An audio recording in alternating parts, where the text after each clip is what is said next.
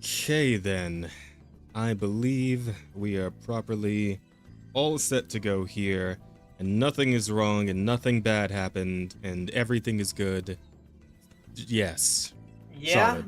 nothing bad ever happened to us. Is that what you're saying? Yep. Everything is good here. No issues, no problems. And chat can hear us. Yes. Chat can hear us. And everything is all set and good. Hello. Chat. Hey, everybody. Welcome into episode 70 of the Offensive Charm podcast. How are we doing all? Good to see you. Hope you've had a lovely day. And welcome into the show. Starting off, quick notes. Housekeeping, I suppose you could call this. Emerada will not be joining us this evening. Unfortunately, she is not feeling well, so she was not able to make it. So that means she is going to be taking a little break. She'll be back next week, most likely, probably, hopefully. But, just give her your well wishes, everybody, because she's going through it right now. So let's all just wish her health and luck and all that good stuff. And, we love you, Rada. Please. We love you. We miss you. Yeah. And get better. Hopefully we'll see you next time. She might be listening / watching right now. Who knows? Possibly. Could be happening. Could be. Yeah, if she loves us. Truly. Yes. But the timing is pretty solid, actually, because as a matter of fact, we discussed this last week, and now we're implementing it. Our buddy Bear has come in as our newest full-time, part-time host. Say hi to the people, Bear. Hi, people. I'm Bear. You probably have seen me before in name, because I'm in the chat all the time. Yeah, he's our mod. All the time. Yes, he is our mod. He's in our chat constantly. And we love Bear. And he's been a long time friend of the friend group, so figure we might as well just bring him in. Fuck it. He's also got some pretty solid jokes, so figure he'd be a pretty good host. So yeah, this is Bear, and Bear is currently Thing Bear, but we're gonna work on getting him a proper personalized Fugi to work with in PNG. So look forward to that, everybody. Asta will be helping us out, of course. Our lovely artistic Asta. Autistic. Artistic. Huh? I said art. There was a fucking R in there. All right, artistic. You can't call him autistic. He's Brazilian. There's not quite the same. Okay? Yeah. Okay. I'm underpaid. Okay. Thank you very much. That's the difference. Yeah, those autists be raking in the bucks. Yeah, absolutely. Oh, you know what? Speaking of, actually, on the topic of housekeeping, I wanted to mention somebody did point out last week that we did get a little fucked by YouTube in terms of some copyright strikes. I would like to report, guys, that I have addressed them, and thanks to, I guess, YouTube's system that lets me kind of fuck with some shit on the spot and do it kind of like quickly, all that AI shit lately, man, it does come in handy. I was able to trim out or mute some of the audio that was trouble, and now those episodes are back up on YouTube. So, woo! Yes, right. we are complete. We are complete. We are complete we have once all more. The episodes now. Yeah, there's a hard R there, Asta. Don't worry about it. Yeah. How can I forget? Artist with a hard R. That's we could throw that in. You Why know not? what? Is that a title? Can we use that as a title? Yeah, I believe so. I believe we could put that in. Where the fuck is it? I'm an artist with a hard R. It's like, what the fuck does that mean? With that hard art it means I like to take black characters and recolor them white. Oh, that sounds like the opposite of. Never mind. I'm not gonna get into it. It does happen. It does happen, right? We've all seen the fucking Black Panther's Ryan Gosling art. All right, we've seen it. It's there. It's out there. What? Does that kind of race make sense? Have you not seen that, Asta? No. Have you not seen the fucking Gosling Black Panther? Oh my god, dude! Holy shit, you're so behind. No, I haven't. Oh god. Oh, no, but that is not art. This is like an edit of his head on the. Well, somebody did draw an art. That's modern art. To be fair, AI and all that. But no, somebody did actually draw an art piece of like, it wasn't. I don't think it was Ryan Gosling, but it was some white blonde dude in the Black Panther suit, like holding the helmet. I've seen this. I don't know if you can find it, but I have seen like just type in White Black Panther. It'll probably come up. It'll probably come up. Just type. I don't know if I want to type that. Fucking. You're doing it. I can hear you typing. You're doing it anyway. Yeah, I did. This is the comic pathetic, page. He was drawing, Marvel Comic has introduced in T'Challa White Sun Katima in Marvel's. Oh, we talked about that a couple weeks ago. Yeah. Oh yeah. You remember that? I'm pretty sure you were there for that when we talked about that, right, Asta? No, I was not. Not here. Oh, okay. We did talk about that on the podcast, though. Because I never seen this white man before. Yeah, T'Challa's white son in the comic. That's from an official Marvel comic too. That's not even people fucking around on the internet. Like a pen on the comic. So yeah, I believe that. Oh yeah, I'm surprised the image I'm talking about didn't come up though, because that shit it's posted all. You... Whenever the fucking like race swapping shit comes up on Twitter, that image comes up like in every fucking comment section. It's so prevalent. Lamau. I mean, you're gonna have to show me next time you see it, because I don't. All right, I will find it for you at some point. Anyway, yeah. So guys, all that aside, that's all the housekeeping news. You know the deal. We got the questions up. I will be taking care of those this time. I do have the stream up. I got the question thingies there, so I can look at that at the end of the show when we're ready to check those out. And actually, can I do it from this screen, or do I have to go to the? Yeah, I should probably have the fucking stream manager shit open anyway. But yeah, we got the questions. They're up. They're ready. Rada was able to do that for us before she had to, go pass out or whatever. Return to the abyss, most likely, to regain her power. Yeah, but we'll have the questions, and of course, you guys can give super chats, and any super chats you do, we'll answer those on the spot. Any questions you put on the free question section will be answered at the end, and yeah, that's pretty much it. Yeah, the vote will be at the end as well. I'll put that up for you guys too. And yeah, all set. Pretty much, that's it. Let me make sure I've got the thing open. We just get into the weeks, I guess. When you guys had a week? Yeah. What have you guys been up to? You guys talk about weeks while I. You want to start, Bear? Shit in the background. You must have much to talk about. Oh yeah, no, I had an exciting week. I do all sorts of things. Like I'm a real human person. July is actually a fun month. It's all my nieces and nephews, sans one, have their birthdays.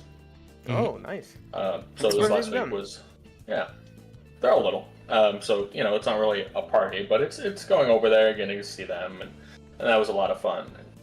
Watching them open presents and just scream, randomly scream. Well, they're children. All children do is scream, really. Yeah. For the most part. It's mostly what children do, yeah. It's true. It's so true. That's the biggest part of being a child. Screaming constantly. So there's that, and then as happens anytime I visit them, I don't know about you guys, if you have any little nieces, nephews, but they're bioweapons facilities. I did. So, God damn it. So I've had the time. Wait. What the? Oh, whoops. You good there? Good I over fucked there? up. Yeah, I'm good. I'm Okay. good. I got it. Oh, yeah, I fucked up a little bit, but I got it. Okay. Anyway, sorry. No, like I was saying, yeah, I had little cousins, and then they grew up. Now they're like in high school, getting ready to go up to college. And one of them's already in college, actually, and the other one is in his last year of high school, I think. But I was there when they were born, so about a good 18 years ago. Yeah, around there. Okay. Yeah. So Yeah, but I was there for that time though. I had that time. Okay. Probably familiar with a game that these kids like to play, and that's Cough in Uncle Bear's Mouth. Oh. Yeah. Fuck. Oh. Wow. Jesus. So I got sick. Not fun. Damn, that did I give wasn't fun. Did you caught the ligma from the children? Not every fucking thing from them. I have no idea. I felt like shit for a Wow, whole sound day. like your fucking Just, nephews are like the rats from the plague, they are the rats from the plague. They scurry just like that. But they're lovely kids, but oh man. Every time I visit them, I get sick. Other than that, been putting some hours into RimWorld, which is actually quite an old game at this point, but still holds up. A lot of fun. New expansion came out just this last month for it, and it's been a blast. Haven't touched it at all, but it's been a blast. So, yeah, Very cool. Yeah, I never played that game. It's a lot of well, it's a certain kind of fun. It's definitely one of those this. You have to have a little bit of the kism. It's a colony sim. Yeah, colony sim. I heard it's like very hard. You know. It can be. It absolutely can. It's a game where you have to accept that there are just going to be losses, and that's part of the story that evolves. You know, the guy that you've invested a ton of time into, a ton of hours, yeah, he's just going to fall over at some point. Some random chicken is going to peck out both of his eyes. Lomao. I wish that was a joke. Oh, okay. That's something that happened then. Chickens and turtles. Vicious animals. Is this somehow Warhammer related, this game, or? No, though there is a Warhammer mod set. Okay, that's what I'm looking at then, because I decided to just like YouTube search it, and I'm seeing like some Warhammer shit. I'm like, wait, is this a Warhammer thing? No, it just seems like there's a bunch of weird fucking mods. Okay. Very strong modding scene involved in that game. Okay, very cool. So it's one of those games. I think it came out in 2015 initially. And I've gotten over 2,000 hours in it. Wow. Okay. So it's also one of those games where you have to accept that nothing will happen for a period of time, and you just let it sit. Gotcha. So you're kind of like doing other shit while you play this then. Yeah. 2,000 hours. I mean, I've seen a fucking YouTube video here. This guy says he's got 4,000 hours. So it seems to just be that kind of game, right? Yeah, I guess. I'm trying to think of like anything I've played that even comes close to that, right? Like if I were to look at my fucking like Steam statistics and like see what like my highest hours to guess, probably wouldn't even be on Steam. Like if there's any game I've played the most, it probably isn't on Steam. It's probably on console, and it's probably a Monster Hunter game. Like it's either World or Rise. I don't think Rise's been out long enough, so it's probably World. I guess mine would be Skyrim. You know. That makes sense. Because I played that shit like on console, on PC. I had it pirated for a long time, so I don't have the logs for that. You know. Are you allowed to combine hours between console and PC? Is that even if it's the same game? Are you allowed? It's the same game. Okay. No, I'm kidding. I'm playing the same game. There's different fucking platforms. What difference does it make? I'm fucking with you. No, you're good. You're a fucking bitch. But yeah. Okay, so just RimWorlding it out, and that's yeah. It's it's a fun time. Like I said, it's kind of like Sims for autists, but not quite. You can just plunk a bunch of hours into it though, and that's what I've been doing. Okay, fair enough. I mean, anything else? Just all RimWorld all the time, or what? No. Well, like I said, other than that, I've been sick. Just really having a whole lot of energy to be doing a ton. Ah, right. The children AIDS you directed, Yeah. Wait, did you say children AIDS? Don't say children AIDS. Wait, okay, that's right. Yeah, you know what? I'm sorry. Let's circle back to the ligament joke. I'm sorry. That was a bad one. Yeah, what the fuck? That's so fucked up. It sounds really bad. Holy shit. Oh no. I'm sorry, man. That's I don't know if I can be here anymore. The first and the last episode is amazing. Oh no. Yeah, that's amazing. That's damn. I mean, fucking speed run. If we had a nickel every time one of the hosts give up after one episode, we'd have two nickels, which is not a lot, but it's weird that it happened twice. I have to beat Miles. That means I gotta dip out early. Yeah. So you gotta leave like right now for speed run world record of the Offensive Charm podcast. You gotta leave right now. 20 minutes of podcast, you're gone. Oh fuck. No way. I don't do a ton of exciting things, to be completely honest. So, yeah, no, same. This is what I got. Yeah, fair enough. All right, what about you, Asta? Well, I've been doing a lot of gacha, a lot of Zenless, a lot of Wuwa, a lot of Uma Musume. But today I started a new one. For fuck's sake. I started a fourth gacha game. It's Tazzy's fault. And this game is called Silver and Blood. It's a game about vampires, and can I show you this game real quick? Sure. Here, let me. What was it called again? I'll bring it up on screen. I was just gonna stream my screen for you. Oh, well, I'm saying because we can show a chat if you just tell me what it is, I can like put it up. On yeah, okay. Silver and Blood. Silver and silver. Yep. Blood. Or were you trying to like stream you playing it currently? Yeah, like that's what I was trying to do. So you could put on screen me playing it. Well, okay, yeah, I could probably swing that. Hang on, let me try it. Go ahead. I can probably figure that out on the spot. Just go ahead and throw it up.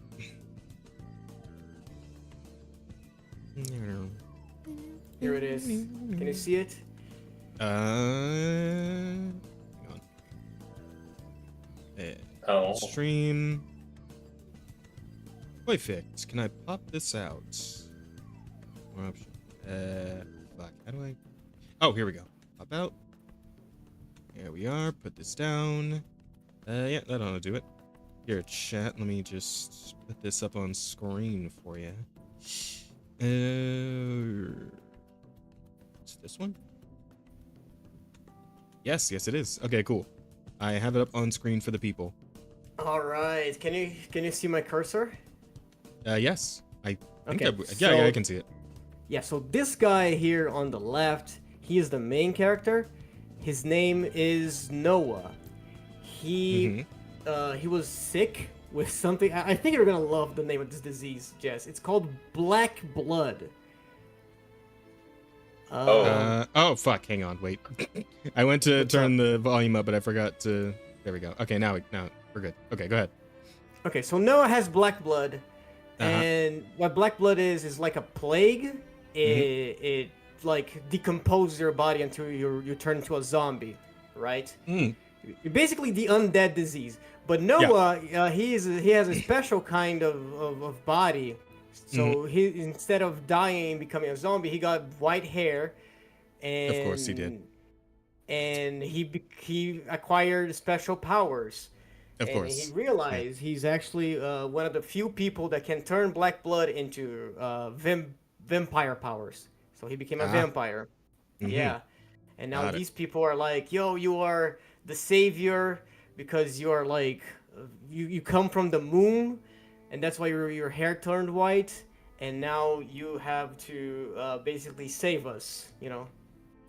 Because what's happening is the church is doing like an inquisition and is killing vampires and zombies alike, saying they are heretics.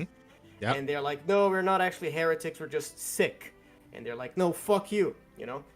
And then so the healing church, I mean the church wants to do, so they're going after you, and like you fight them, and then what? Yeah, you fight them, and then there's also the other people that are infected that are not vampires, that they just turn zombies, and zombies can turn into like huge monsters that are called the bosses of each area, I'm guessing. Yes, exactly. They have a name that I don't remember. Also, you're not a vampire, you're a bloodborne.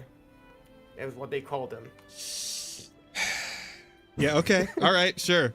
All right. And then yeah, that's basically the game. You have to fight other black blood monsters and the church, and sometimes vampires too, because not all vampires are cool. Some of them are fucking assholes, right? Let's do. I have actually some polls. Let me do a temp poll for you to see what kind of characters we're dealing with, right? Like this is the standard poll, this is the paid poll, this is the tease poll. Yeah. This is you see this is very common in the game. This is you might start understanding why I started playing this game. No, I got it. And the animation pool, it is really fucking cool. I'm sure Roza would appreciate that. Oh, absolutely. Oh shit! Is that the super? Is that the duper? That's the duper de super summon. All right. That is the red coffin. Yeah, that's the SSR. Okay. Also, they have a bunch of like 2D anime. They have a lot of that. It's super fucking cool. Like a bunch of cutscenes.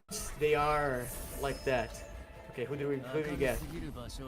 Oh, I got the emo boy. Let's go. I was about to say fucking Alucard, but even Alucard's not that much of a twink. That guy's on a whole other twink level. Bro, look at his that motherfucker's arm. twink maxing, all right? Like yeah, he is twink maxing. This motherfucker has like only bones in his arm. Holy shit. Vampire twink maxing is certainly yeah. Yeah. Hold on, vampire twink maxing with 2 X's because that's how kids do. Yeah. I got a normal guy, the same guy. Okay, another normal guy. I do like the art. This That's guy's very fucking nice. cool. This guy's fucking. Right. He looks like the fucking. He looks like that fucker from Dark Souls 2. Smelter Demon. Am I thinking of Smelter Demon? Yeah, hey, he looks like he does. Yeah. Yeah, he looks like Smelter Demon. With the fires coming out of him. His design is super fucking metal. I use him as my profile picture. That is pretty cool. Well. Oh. All right. Wow. Yeah. You see what we're working here. Who the fuck is this guy? I don't know. He's a JoJo. Hey. Okay. Fucking. All right. I see you. Okay, another normal guy. Okay. Yeah, you see the kind of shit I'm working with. Yeah. It's a gacha game, right? Like it's like gacha game. The thing about gacha games is that people who fucking make gacha games know how this works, right? They know what people want to spend their money on. They know what people will like fucking get rid of their common sense to spend money on, right? That's fat titties and sometimes hot dudes, but mostly fat titties. Mostly fat titties. Hold on, can I? Or if you're a Blue Archive player, you know, lollies, I guess. But yeah, that's a whole other market. That's a whole other thing. Yeah. Good lord. I'm guessing voiceover is Japanese only. No. It has an English one, but it's like British, and I don't fuck with that. Yeah, no, fuck that. It was no, Asta, this is where the voice acting gacha scene is going, bro. They're done with the fucking American VAs. But it's like I thought it was so bad. Well, British VAs aren't even going to be able to look at the games they VA in. Yeah. That is true. I bet this fucking thing would be banned in the UK right now. Yeah, but very, very nice art. I'm getting it's giving me anime. Good. It's giving me anime Castlevania vibes, right? Like that's. Yeah. I mean, I assume that's the intention. Mm-hmm. All right. Oh, yeah, we get. Oh, okay. I'm gonna say it's like are they just gonna? Clothes. Don't worry. Okay, for a second I was like, are they just gonna leave her in that low lighting because she's actually fucking like naked? Oh, brother, hold on. Let me show you the skin that's going on right now. No, Asta. Asta, we're still on YouTube. We're still on YouTube, Asta. I mean, this game is 13 plus, all right? So it is allowed. Should be allowed. There it is. Well, damn. Ass out. Ass all the way out, bro. Yeah. We're playing fucking Snowbreak over here. Like, what the fuck, bro? They are not fucking around. This game goes hard with this stuff. Like, clearly. The skins that Tazzy was showing me earlier, it was like, I gotta play this game. I have to. Like, it's it's mandatory now for me. Esther should play the Superior Gacha games and find love with Firearms and Girls Frontline 1 and 2. I actually do check in on Girls Frontline 2 every so often. I did a couple of days ago, and I found they finally added the character that I wanted them to add, which is like this one lady who cooks, but she also has like giant tits, right? So, all good things right there, So I finally added her, and I did pull, and I did get her. So happy with that. Might actually play that game a little bit sometimes. Yeah, I don't know. The thing with like Girls Frontline and like Nikkei for me is that I don't like guns.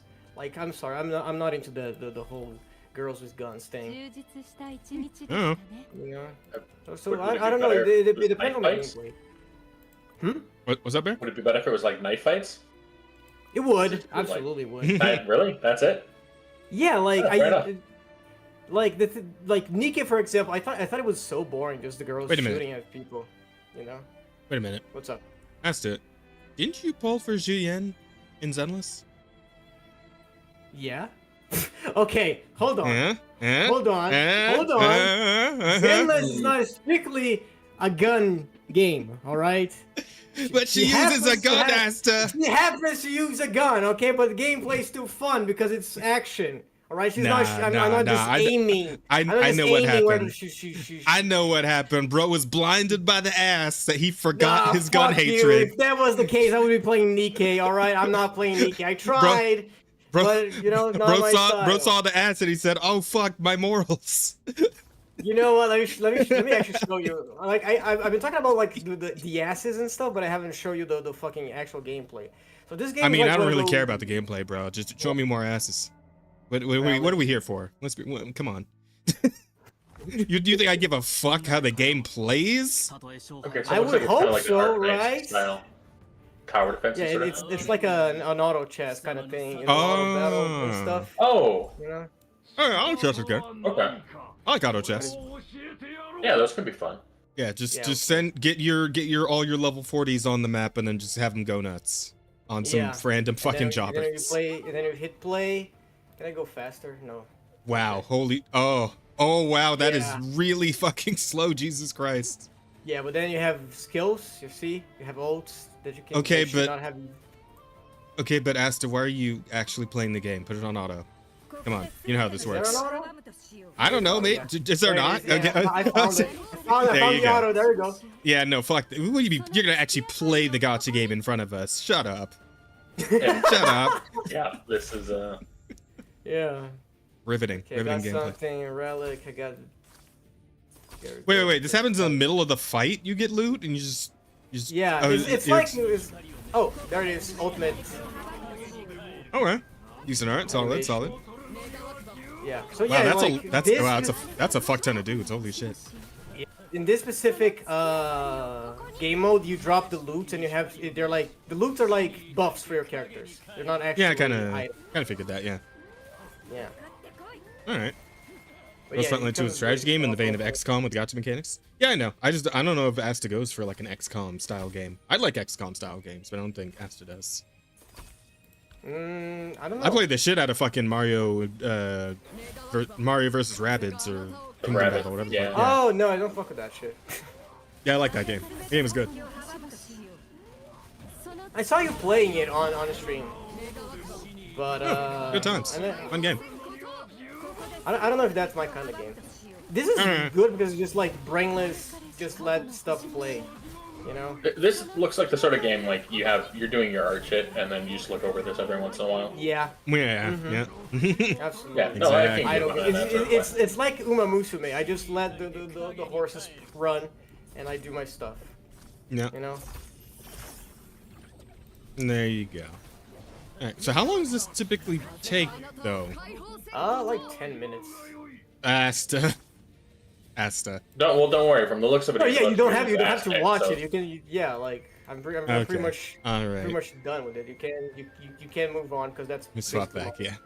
The Virgin that's Axe. basically my fucking week. Oh, wait a minute. Just gacha game. I haven't done anything. Where the fuck to go? Else. That is interesting. Did Brazil take him? Did Brazil take me?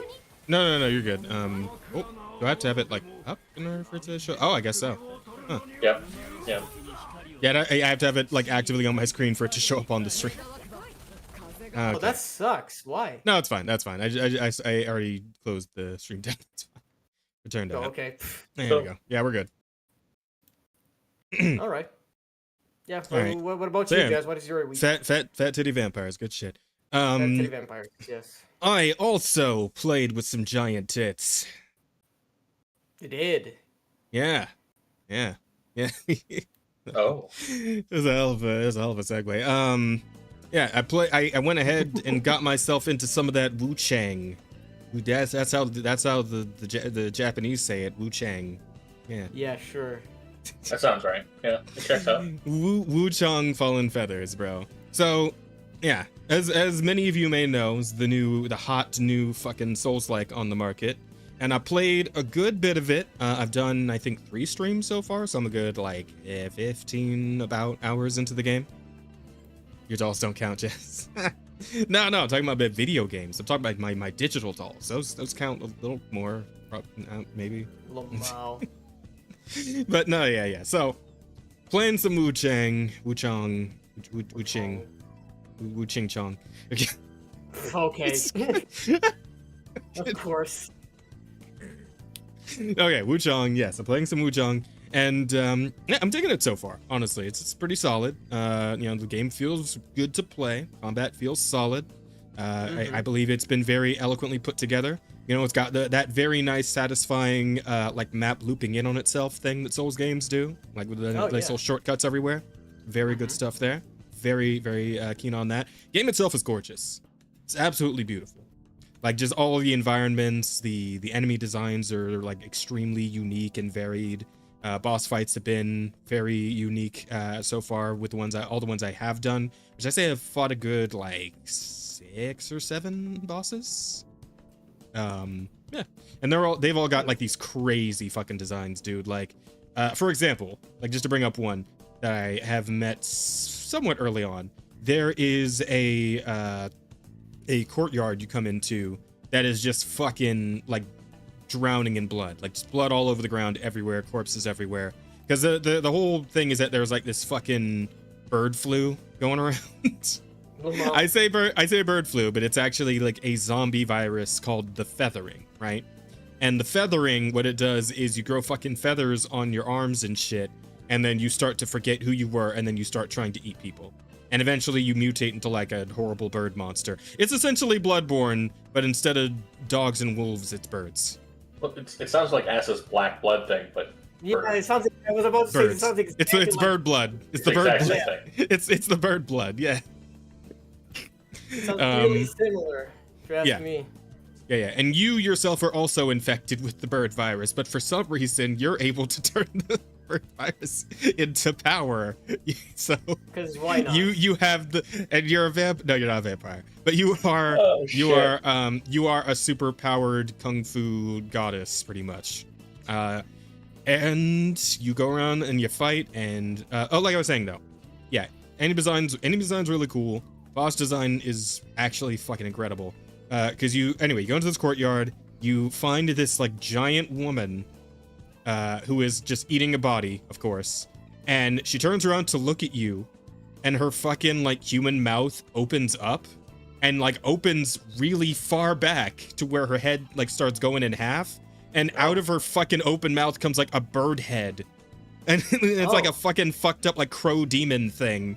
And it just like screeches and screams. Like this shit is crazy, dude. Like these are really fun designs. Yeah, these are really fun designs.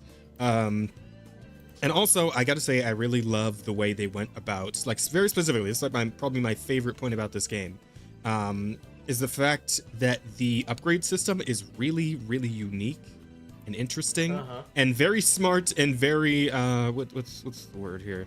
It's really convenient, I suppose I could say. Because first of all, you get like free respecs, just anytime, like unlimited free respecs in the very beginning of the game, right? So you can respec into whatever you want. But what is very interesting about this system is that, you know how in any like Souls game or Elden Ring or FromSoft, whatever the fuck, right? When you want to upgrade a weapon, right? You got the materials, and then you put it into that specific weapon, right? And then, if you want to do a different weapon, you gotta, grind out some more materials and then upgrade that specific weapon to whatever one you want to switch to, right? The way Wu Chong does it is that weapon upgrades are tied into your fucking upgrade tree, right? Alongside your more health, more stamina, more agility, whatever the fuck, right? Like it's right in there next to it. It's like a fucking sphere grid. And when you upgrade a weapon, because the sphere grid shows different weapon types, right? You got great axe, you have dual blades, you have one-handed sword, two-handed sword, and spear, right? So 6 weapon types for this game.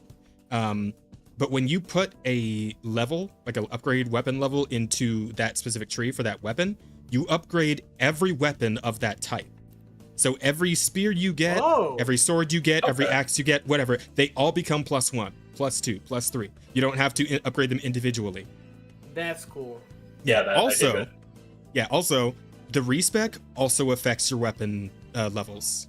So you can, if you want to just completely switch to a different weapon type, but you already poured all your upgrade materials into a spear, reset it. You can just put it all into dual blades, and you can fuck around with those instead. At any time.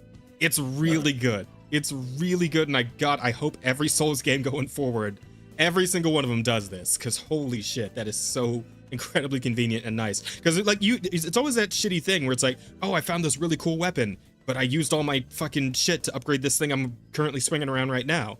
Or I don't have the stats for this, right? I got to get more intelligence or dexterity, strength, whatever the fuck, right? But like that, none of that really matters. Like you can just equip any weapon in the game the moment you get it, and if you want to make it stronger, you can just go to a shrine, which is your bonfire, and respec on the spot, and just get it right back, and go straight in with your plus. Like if you had a +5 greatsword, now you can just make it a +5 dual blade, and just pick it right up where you left off. Yeah, it's really good. Cool. Really love that. That tree was too easy though. Well, yeah.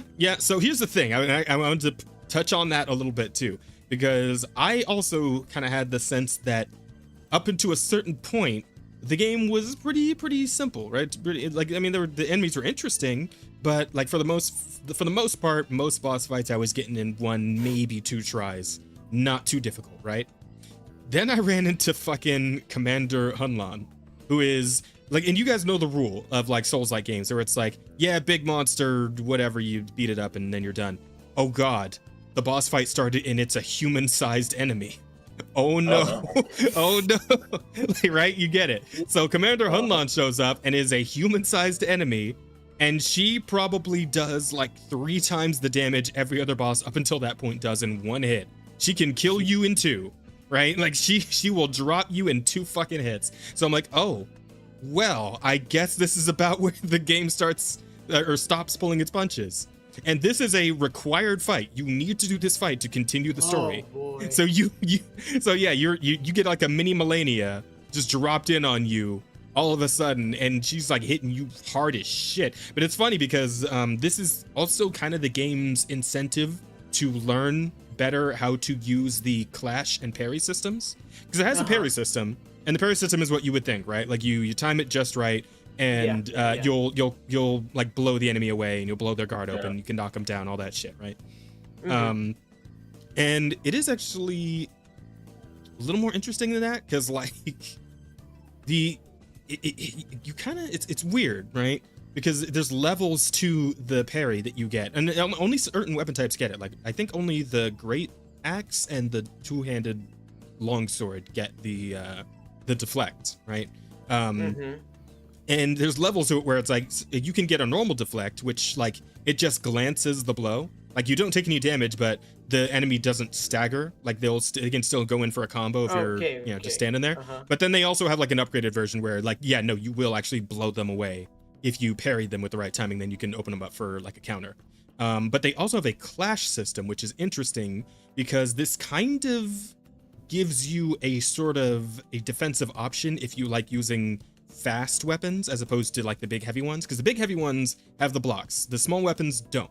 Dual blades you can't block with, but you can clash with the dual blades. And what clashing does is every time you do like a normal swing, if you time it right with the enemy, you'll like clash and you'll glance through their combo, and you'll still hit them, but they won't hit you, right? So you almost get like a fucking it really like goes into this kind of House of Flying Daggers feel that the game goes for from time to time, where like all the evasive shit very much feels like a old school kung fu movie, where it's like you're doing all kinds of crazy flips and tricks, and you're glancing blows off of yourself instead of like proper blocking them or deflecting them. You just kind of like do the like it's like that Matrix kind of fancy shit, right? So if you're confident, like a perfect dodge then.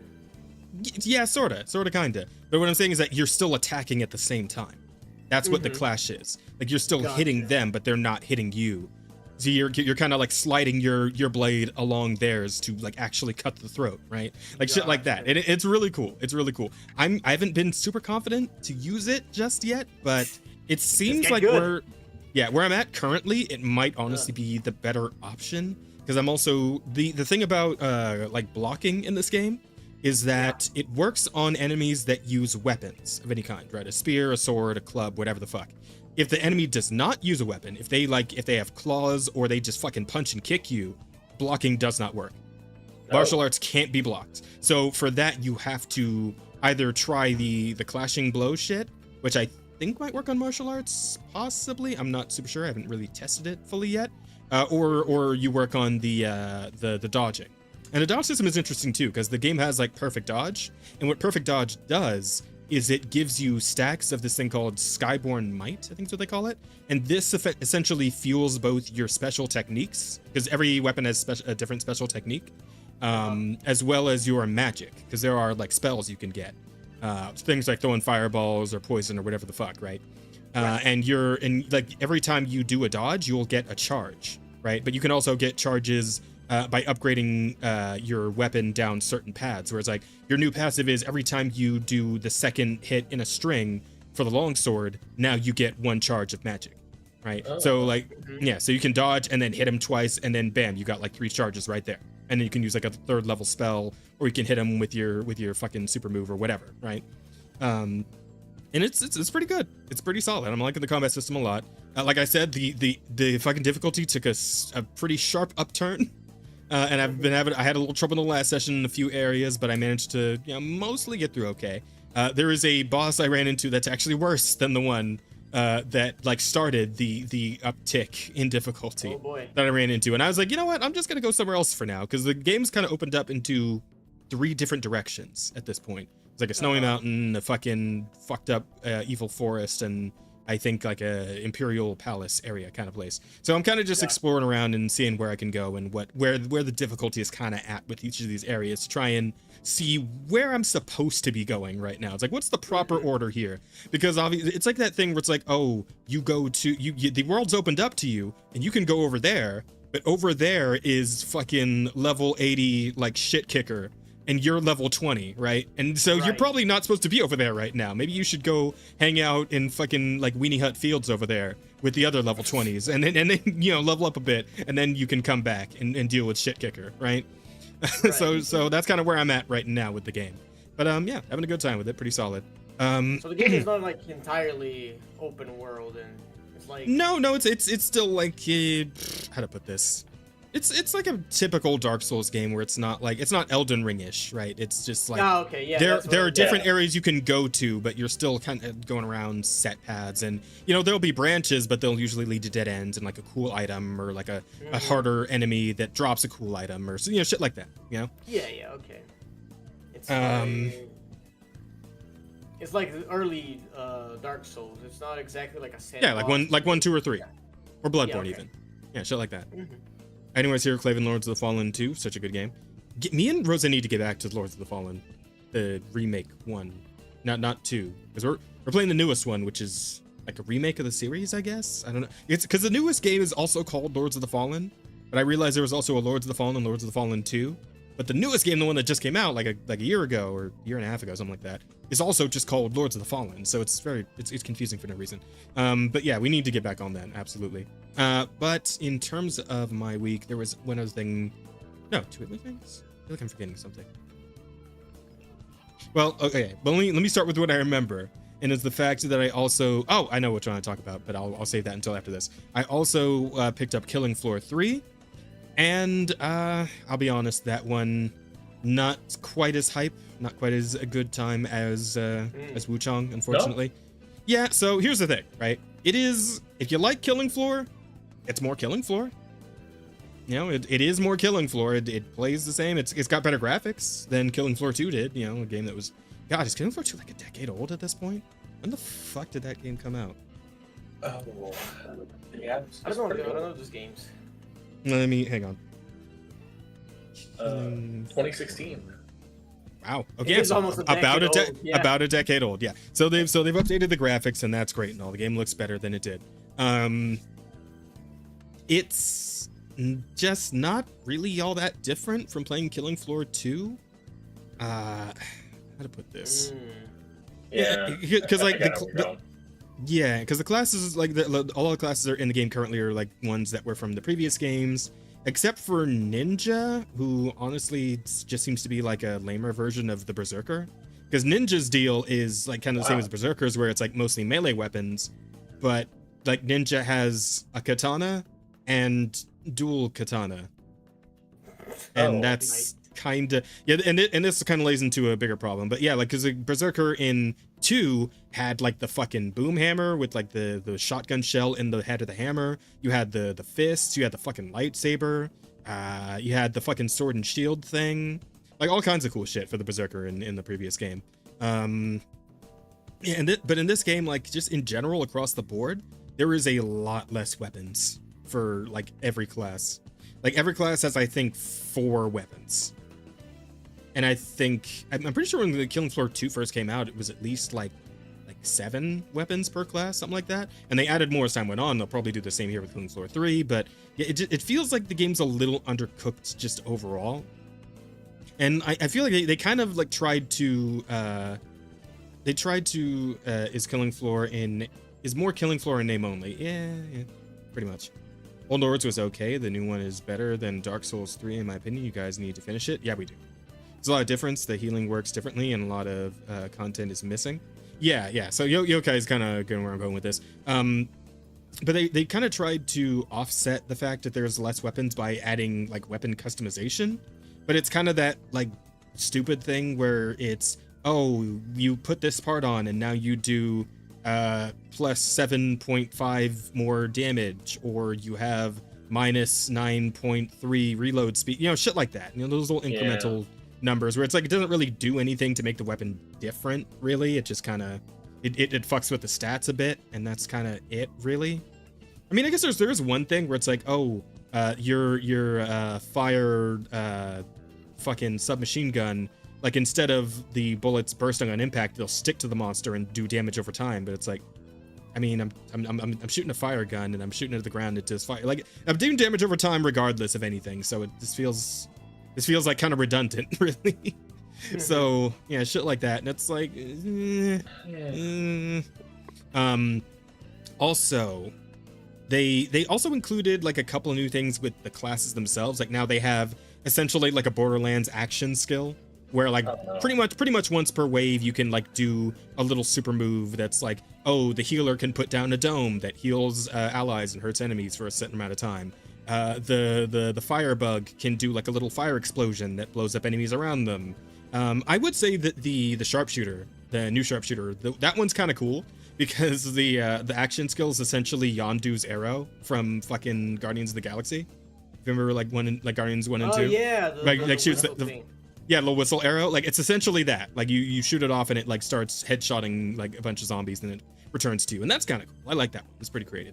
But for the but for the rest of them, they're pretty bog standard, like military, special action things, like you could do in like Nazi zombies or whatever. But yeah, just overall, it's just it feels like a little undercooked. It feels like they probably need a little more time to develop some more content for the game. I assume they'll probably again update it as time goes on with maybe some more weapons and whatnot. But yeah, it's just more Killing Floor, I guess, a excuse to reset all your levels and grind out Killing Floor again if that's what you want to do. But again, like I used to love playing Berserker, and like now that all I have is a fucking katana to swing with, it just feels not as fun. Like I like the shotgun hammer because I hit the guy with the fucking hammer and then the shotgun shell goes off and like blows his body apart. That's fucking awesome, right? And you still have your mutilation, right? You can still like take off heads and arms and all that shit. But I don't know. It's just right now it feels a little lackluster. Basically turn the classes into a hero shooter character. Yeah, more or less. Also, let's see, adding small stats, the weapons, and make it uglier is more min-max than really change the game. Yeah, pretty much. Yeah, essentially. And speaking of ugly, like, so, yeah, Killing Floor never had, like, incredibly interesting character designs for the different, like, characters you could play. I will say they did change one thing where it's like, there were, like, skins in Killing Floor 2, and you could just, like, whatever skin you equipped would just work with whatever class you wanted to play. Now, but now in this game, like, each class is a specific character. So, like, if you play that class, you're playing that character, and you can maybe, like, change their outfit a little bit, but it's still that same person, so you don't really get to, like, just mix and match what you could before, which sucks, but, also, okay, so, we understand, right, that in any multiplayer game, typically, there's probably just going to be a battle pass somewhere in there, right? Yeah. Like we're familiar with this. Yeah. I think like the only multiplayer game I can think of off the top of my head that doesn't do this is maybe like Monster Hunter or something, right? But everything else probably has a battle pass in there somewhere. And typically, what is like the premier thing for battle passes, right? Like what's the big reason you fucking go in on a battle pass? Skins. Mm-hmm. Yeah. There you go. Got it in one. So I almost want to like I almost want to turn on the PS5 and like show this, like make a comparison, right? Because we think about like say the battle pass in fucking what do you call it? Marvel Rivals, right? Yeah, Marvel Rivals. Marvel Rivals kind of follows a rule of, with the skins at least, and especially battle pass skins, either make it cool or make it sexy or make it both, right? Yeah. And that's typically like how we're going with like the current battle pass, right? That Emma skin, sexy. The fucking Spider-Man skin, cool. The Squirrel Girl skin, cool and sexy. Like, that's how it works, right? The battle pass in Killing Floor 3 is incredibly fucking lame. Oh my god, it's so lame. Yeah, because like the standard outfits are just like kind of military gear, and you know, it's kind of just what you'd expect. And again, like Killing Floor is kind of known for that. Like they don't really get super fancy with the military looks. It's just very bog standard, almost like Call of Duty looking type shit. They did have a little more fun with it in Killing Floor 2, where it's like, oh, you could have like a neon jacket or a fucking Santa hat or whatever goofy shit, right? And like Christmas lights all over you, whatever, right? In the battle pass that they have currently, they'll be like, oh, now this character wears a jacket. It's still the same color as all the rest of the outfit. You can barely tell the difference, really. It's like now your blue trench coat is a teal trench coat. It's so fucking bad. Like the outfits they put in the battle pass barely look any different from the standard outfits. It's so fucking terrible. It's like, who would pay for this? These are garbage. Like every fucking outfit in there is so bad. Oh fuck. Yeah, so it's like there's nothing cool looking, you know, no fucking like flaming halo or any of that shit, you know. It's just very milk toast looking nonsense. And it's like, yeah, I think I'll just, when I do play this game, I think I'll just, you know, I'll just go off whatever they'll give me for free. Right, I'll just take the free version of the pass, because the paid version ain't worth shit, bro. It's all crap. I prefer bog standard than whatever the Fortnite shit that COD makes. Yeah. Well, I mean, it works for Fortnite, and it's weird in COD because they're clearly just trying to bite Fortnite style. But like with Killing Floor 2 and 3, it's like the game was already kind of goofy, right? It was already kind of silly since Killing Floor 1 even, right? So I would kind of expect them to do a little more with the outfits in Killing Floor 3, the same way they did in 1 and 2, right? A little like be a little more silly with it, you know, put something wacky or interesting, just interesting. I would like interesting in any given way would be nice. But no, it's so gray. It's so fucking gray. You know what I mean? Yeah. Enlisted Battle Path is worth it, honestly. Me sim love. Yeah, well, I mean, hey, if it works for you, it works for you, but yeah. LOTF went away from politics, which made it more fun. Gotta love it. Wait, LOTF? What's LOTF? I feel like you guys know what that is? Huh? I was looking in chat, and Hetzer was talking about LOTF, and I'm like, what? Those are the Fallen.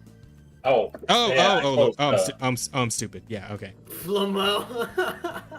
Good lord, I'm stupid. Anyway, Monster Hunter: The Monsters of the Battle Pass. Well, yeah, but even then, it's like the monsters are free though.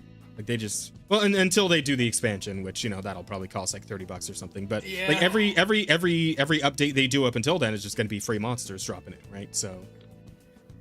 But also, Monster Hunter has skins. True. Well, I mean, that's kind of the whole point of the fucking game, right? Is skinning the monsters and making cool outfits. Yeah, like the handler skins.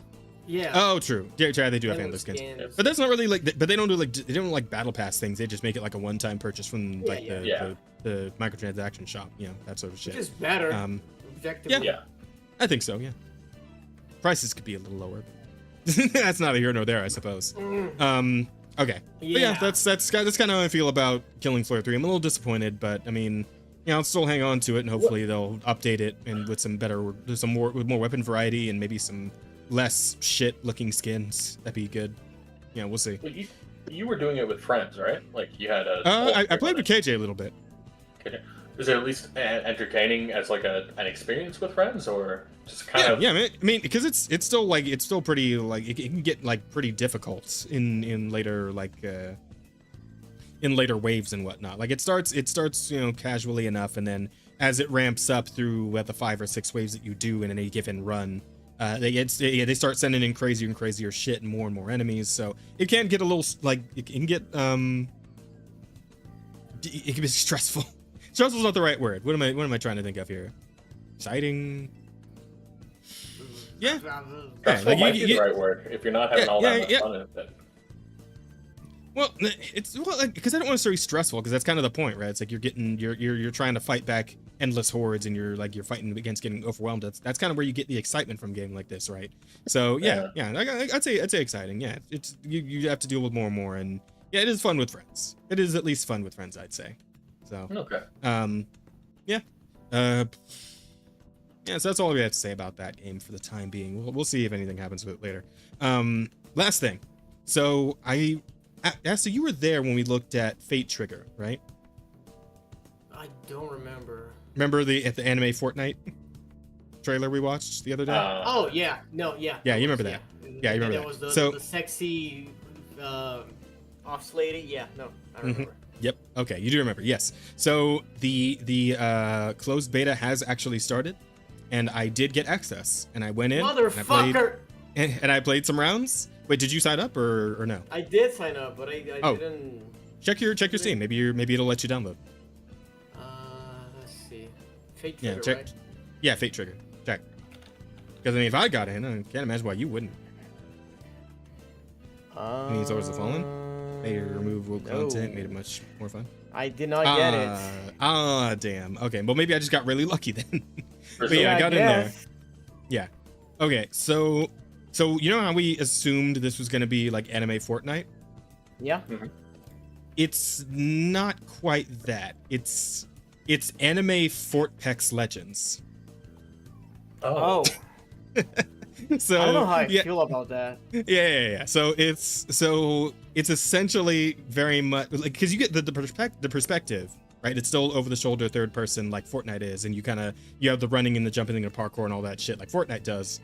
But the actual way the matches play out is definitely a lot more Apex Legends, right? Like when you drop in a team of 4, and when you're getting ready to drop in off the battle cube thing, I don't know what to describe this fucking thing you fall out of as. It's like a weird undulating, like it looks like a fucking cephalon from goddamn Warframe, right? That's kind of what it looks like.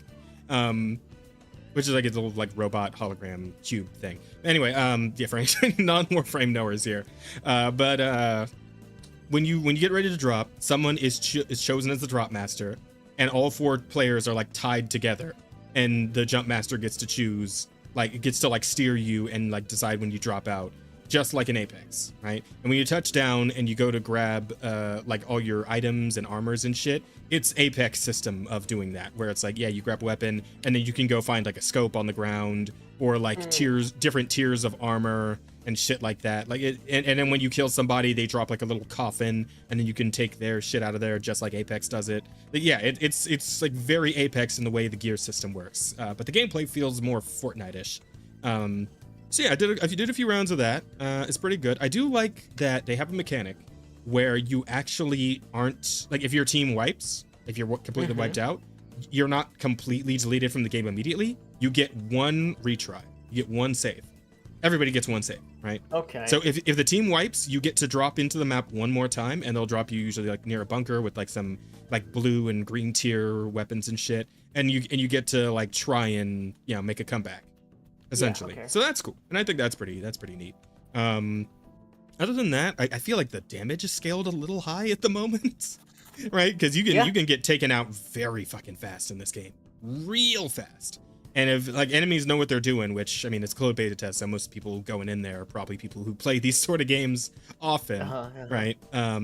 Yeah, you can meet some real fucking killers in there, and like the way the skills work can get real nasty sometimes. Like I was playing the hot chick you were talking about, and like that shit she has where she can just do a radar scan of like a whole, like if you go into an area where like enemies might be hiding out in buildings or whatnot, and you just throw the radar scan in there, it lights them up for the whole team, not just you. Oh. So you can like, yeah, you can go in and just like, you know, catch them off guard, hop in a window, like get them from behind, whatever, right? Gotcha. So very fun stuff there. I didn't get to play too many different classes. I only played like 2 or 3 different ones. I played a healer for one where they got like a free revive, and like, you know, I can heal enemies heal allies periodically. Heal enemies periodically, imagine.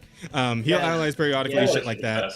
Yeah, and then the one girl who's got like the quick dashes, like the super speed girl. I played her a little bit. That's pretty good, right? You do some like crazy ass maneuvering if you time it just right, you know, like catch them off guard, dash behind them. They don't have time to turn around. You just pop them in the back of the head, shit like that. Yeah, so pretty solid, pretty fun game, I'd say. It'll probably do all right when it hits full release, and I'll probably do a few more matches later. I don't know. We'll see. I mean, I'm in the closed beta, so I might as well get my times worth. Yeah, exactly. Well, might as well experience it. It's JP Korean or Chinese? I think Korean, maybe. It's either Korean or Chinese. I don't think it's Japanese. Yeah, that's it might be Chinese. Because like I feel more Chinese vibes from it, honestly. More Chinese vibe. Yeah, and of course it also has a gacha system, but it's like costumes, character skins. I think characters you can just unlock just by playing the game, but like, but it gachas fucking like costumes if you want those. So, and there was like a little gacha costume thing you can do, and like there's an event they have active for the closed beta, which I mean I guess it's just to test out how people react to the events or whatever. But yeah, no, pretty good stuff. And so, yeah, it's Chinese. It's a subsidiary. They're developed by a subsidiary of TempKitsempt. Okay, that makes sense. So Korean expect pay to win stuff. Yeah, so it is Chinese. And there didn't seem to be any like pay to win system, because it is like a fucking battle royale. So you know everybody just drops in and you know gets whatever they can get as quick as they can get it. It would be crazy if there was a pay to win and a fucking that would be nuts. And who knows, man? Maybe someday. But also hi King, good to see you, bud. I would also hope not. Okay. But you know, I just don't know what to expect from the gaming industry these days, bro. Probably wouldn't be taken very well, though. I will say that. Bear, when you get a free chance, please put your PNGs in the group chat. Yeah. I don't have PNGs. I just got the Fugi. Well, I mean, you just give him fucking bear thing for now. Yeah. Okay. Use that. I'll have to do. I will do that now. Yes. Do that now. But yeah, I suppose with that, we could probably just start getting into some news. So. Is that all your week? Yeah, pretty much. I mean, I was talking for a good like half hour at least there. That is true. I think I killed some time there. I mean, the usual hour that we usually spend on the weeks. Yeah. So, I feel like we should. Yeah. Oh yeah. My bad. I feel like we should probably just get into the craziest of it first. Yeah. Let's get into the big story, because everyone's already talking about it, so we might as well. All right. And it's good old Visa and MasterCard. Well, I mean, I guess there's kind of two that kind of link into each other a little bit, because there's the UK and all that shit going on over there with the censorship stuff, and then there's Visa and MasterCard doing the most. So yeah. Let's see here. Sorry, let me just make sure I'm sharing screen to you guys. Yep.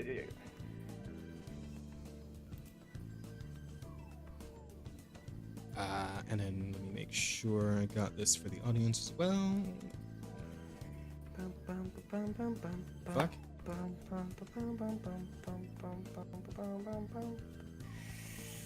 Are you singing the Musume song? Yeah.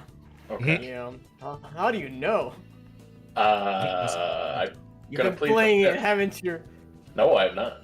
But I saw your little thing pop up in the corner. There we go. Oh, okay. Yeah. Weird. Ubisoft exists. Don't be giving them ideas. Well, I mean, they're already past the point of no return anyway, so. Well, I would not play because I hate battle royales. Hey, fair enough. To each their own.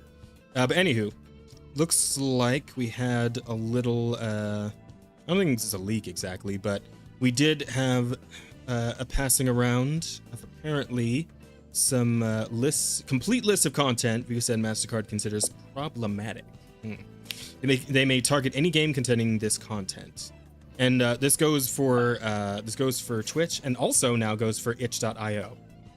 Because itch.io has now gotten roped into this whole thing, and they've had a big purge of their own. A bunch of people purged. Oh, was it? Yeah. I saw a bunch of people purged on itch.io. Yeah, but I will say before anyone brings it up, because I did see the bit about mouthwashing and how people thought that was part of the purge. Apparently, that was not related to the purge caused by Visa and MasterCard. Yeah. Apparently, that had something to do with, I guess, the fact that they put a link on itch.io to the Steam page, whereas with itch.io they want it so that if you're going to put a game on there, they want it to be accessible from that site, not just give a link to Steam. That's not to say that they can't remove mouthwashing, because it does fall under some of this. Yeah, but technically speaking, it hasn't been removed for that specifically. And I don't think it's been removed from Steam either, because I mean, if it were removed from itch.io, it probably wouldn't last on Steam, because it's like Visa MasterCard's doing the same shit to both of them. So I would imagine, But anywho, let's have a look here. So, all depictions of incest. Well, there goes a coffin of Andy Lele. Including sexual activity between immediate or close biological family members. Actually, I don't think it actually shows them fucking, so maybe they're fine. Anyway. I don't know. Someone check Steam. Someone check Steam to see if it's still there. It's there. It's just it can be taken out for that. Which game are you talking about? The Coffin of Andy and Lele. Oh. Let's see. Well, that shit. You know what? That shit is kind of creepy, but like they're not in a relationship like explicitly, right? They have the one scene where they're like. I mean, this is a spoiler. If anyone. Is interested. From what I understand, and I think most people have probably been spoiled on it already, but from what I understand, it's that it is a ending that you have to like jump through a bunch of hoops to get, and it is depicted as one of the bad endings. So, right? Yeah. So it is meant to be fucked up, but but it's not depicted as a good thing. This is not the premise of the game, Yeah, exactly. It was just the thing that blew up on Twitter, so now everyone thinks it's the incest game. Yeah, of course. But it's fucking Twitter. There's so much incest art on Twitter already, right? Just look for Belle from Zen. I was saying to be a Zenless fan on Twitter. 90% of porn with her is with Wise. The same goes from Lumine from fucking Genshin Impact. Like any sort of like sibling pair. If you look for it, most of what you're gonna find is incest. Like, that is just a very popular genre in porn. Yeah. Let's keep going down the list. Self-harm, including depictions of anorexia or bulimia. Those specifically. So wait. So if you play, like, was it Elden Ring that has the fucking sword that you can like stab into yourself to make it stronger? Yeah. Does that count? Yeah. It's literally called seppuku, the Ash of War, and it's also Night Rain. It could be, honestly, yes. Does seppuku count as self-harm? That could be a title. Could be a title. You know what? Fuck it. That's a fucking is main is an instrument ass question right there. I'm telling you. Yeah. Oh fuck. Crazy. Okay, and that one's pretty like vague, and like you're gonna catch a lot of shit with that, but that's not the worst one. Yeah, we'll keep going down the list, and you tell me what you guys think are the worst ones. Content that promotes hate, harm, or extremist ideologies. So any and all games that are like have any kind of war. Antagonist. Or any kind of antagonist in it, right? Like Yeah. Like I assume if you're playing a game where you're a hero and there's a villain, the villain probably hates you. Yeah. And everything you stand for and everyone you love.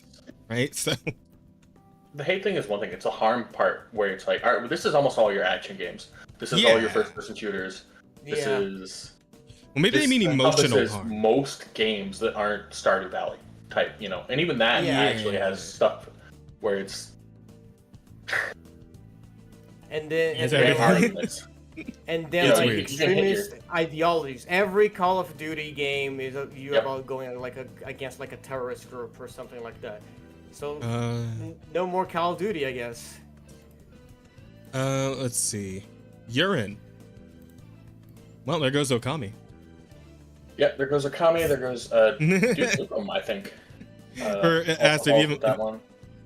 Oh yeah, I guess there is it. But if you haven't played Okami, Asta, there's a taunt that you can learn as because you know what Okami is, right? He plays the wolf and it's like a Zelda kind of thing. Yeah, I think so.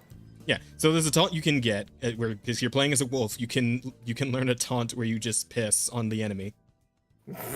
it's played for humor. Yeah, it's played for humor. It's like like the dog lifting its leg scene kind of thing, right? Yeah, fire hydrant joke, essentially. But yeah. So I guess they get Okami on that shit. No more Battlefield game.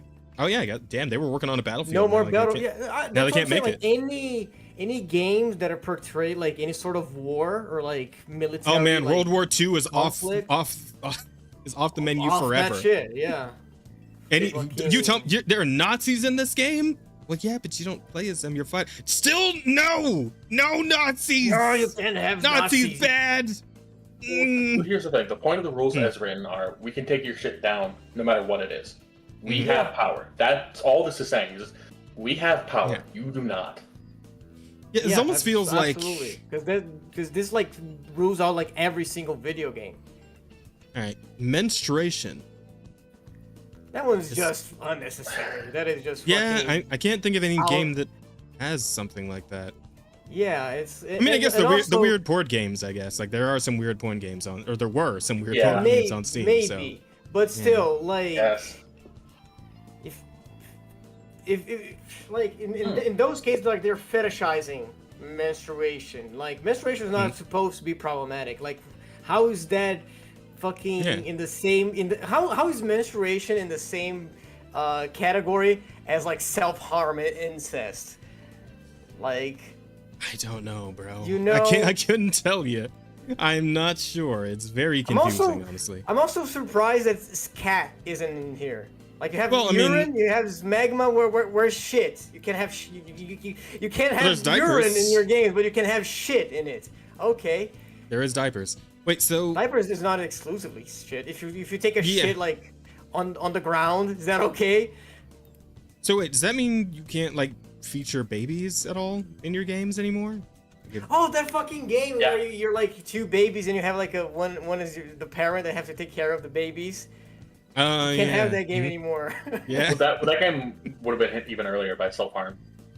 Because the babies are constantly trying to kill themselves. Yeah, the point of the game is you to kill yourself as a baby. That is true. Yeah.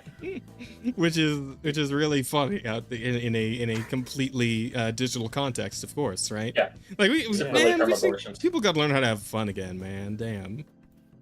If I can't play a baby and kill myself, like what's the point of video games, really, right?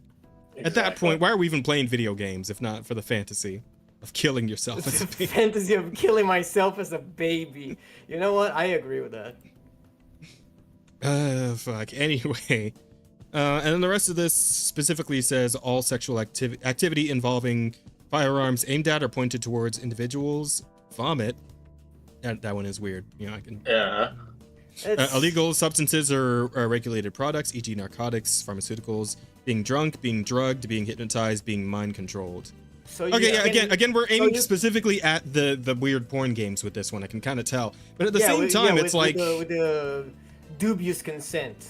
Yeah, but at the same time, if you want to like tell a heavier story in like a more mature game, like I don't know, a GTA or a fucking Red Dead Redemption or whatever, right? And you have an instance with a character who was like sexually abused or something, right? It's like and if you're telling the story tastefully, right? Like you're implying these things and not like explicitly showing them. Exactly, it's like, should that not be okay? Like these things is like how people fetishize them, right? Yeah. Like so. Isn't there for literally example, how like mind control is such like a huge fucking thing like in hentai and stuff, right? Because people fantasize about this like that. I understand being problematic, right? But again, if you're telling like an adult story, you should very much be able to like talk about how this character suffered like sexual assault for like the purpose of the narrative. Going back to mouth washing, that's all the non-standardized sex. That's right, Angel. Missionary position for purposes of procreation only from now on. I guess. And Jesus has to be watching. Yeah, if you want to have a sex scene in your video game, make sure Jesus is in it. You need a registered sex coach to be on scene to make sure everyone's okay. What the fuck? Wait. Because there's a thing like with movies nowadays, right? Where there's like a fucking like feelings coach or some shit on movie scenes now. Yeah. Or like movie sets now to make sure everybody's okay emotionally or whatever. Like that, but now it's for sex. You can't do sex anymore. I think your sex coach present. Title idea. Have you consulted your sex coach? Well, then you have to have your feelings coach there to make sure your sex coach is all right with everything that's going down. Yeah. I'm sorry, intimacy coach. That's what we call them. There we go. Just roll it all into one. Sex coach is funnier. It is. But yeah, man. But I just like because I just thought about this, and I'm pretty sure this one would get fucking Red Dead Redemption 2, because I'm fairly certain I recall there being a bit, like I think it's on Twitter or something, where Arthur Morgan, who's your main character, who is you essentially in game, just gets like fucking raped. Like I'm pretty sure there's a bit where you're in like a bog, or you're in like a fucking bayou or whatever, and somebody knocks you out and just rapes you. So I think that is something that happens in the game. I vaguely remember people talking about it. Yeah. The vagueness of this and just how far-reaching you can go with these things. Again, this is a silly sort of example. You can drink wine and say like Stardew, and then go into bed with your wife. Yeah. Is that absolutely now a sexual activity with you being drunk? You know, they could say yes. Take your shit down. Because how do you fight it? That's the big problem. How do you fight exactly? Exactly, because you can eat like drink whatever silly thing in Stardew Valley, and you get the drunk condition, and then you can just have a baby with your wife on the next day. Yep. If that happens on stream, does the game have to come down now? You know, that it's just it's stupid shit. It's like I said, all of this is power. This is a flex of power. Everything is vague enough that they can just claim anything. And that is a real problem. I would say so, and it definitely seems to be spiraling a bit out of control over in the UK, because they're starting to put clamps on the entirety of the internet over there. I don't know if you guys saw, but it's getting a little crazy. The UK institution of goonery has fallen. Yeah, and while some people are trying to fight back on this, it doesn't seem to be working out very well. Doesn't seem to be having much effect. As seen here, Pirate Nation's been keeping up with this shit, but the UK government has responded to the petition with nearly 400,000 signatures already, right? And this shit went into effect, what, like 2-3 days ago? Something like that? Yeah, I think it's been about a week. It's been about a week? That's a lot of fucking signatures to get in 1 week. 500,000 people. How many people live in the UK? Well, the UK is like a fucking state. I actually have no idea. Let's find out. Guessing Bear's finding it. That's 68 million. Yeah. Still a lot. Still a lot of people. It's still a lot, absolutely still a lot. Especially for that amount of time, right? It could be even 500,000 people out of 68. It's like that is a lot. Yeah, I mean, it could be an actual 500,000 by now, for all we know. It's been a day since this tweet was made, so yeah. But apparently they have responded, and they have no plans to repeal the Online Safety Act. So get fucked seems to be their response. Hang on, let's see if we can make this a little bigger. Here we go.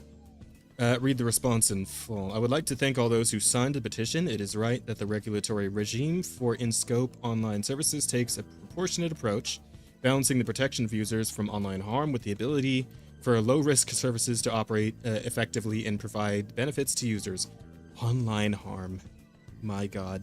Like, this reminds me, like, because I remember there's already been, like, several instances of, like, people getting in actual legal, like proper arrested for shit they put online, like memes and shit, right?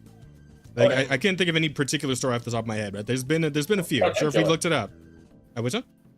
The Count Dankula, his Nazi pug thing. That was several years ago. Did he get did he get arrested? Like taken to jail? Yeah, he got fined, taken to jail, and everything. Shit. How long did they take him for? He wasn't in there long, but he did get fined. Yeah, it's just like the fact that like shit posting on the internet could even potentially carry a fucking like actual like jail sentence is just beyond Orwellian to me, bro. I don't know, man. This shit is nutty. Yeah, government has no plans to repeal the Online Safety Act and is working closely with Ofcom to implement the act as quickly and effectively as possible to enable UK users to benefit from its protections. Benefits from its protections. Proportionally, their entire Twitter timeline is gone. That's how they are benefiting from it. Yeah. Proportionality is a core principle of the Act and is inbuilt into its duties. As regulator for the online safety regime, Ofcom must consider the size and risk level of different types and kinds of services when recommending steps providers can take to comply with requirements.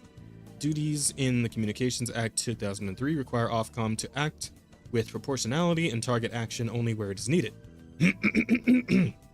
Yada yada yada. Let's see. Once providers have carried out their duties to conduct risk assessments, they must protect the users of their service from the identified risks of harm. Ofcom's legal content codes of practice set out recommended measures to help providers comply with these obligations, measures that are tailored in relation to both size and risk. Okay, so all this to say that yeah, they're taking away your free access to the internet essentially. Yeah. Well, yeah. When has government ever voluntarily just given up power that it was granted? Yeah. It's like, no, of course it was gonna do shit. And look, correct me if I'm wrong, but now it is like that you need to provide some sort of actual fucking like photo ID or some shit in order to access specific sites, which means that you're putting your most personal information out there into the internet ether, which feels not great. Feels like a very fucking bad idea.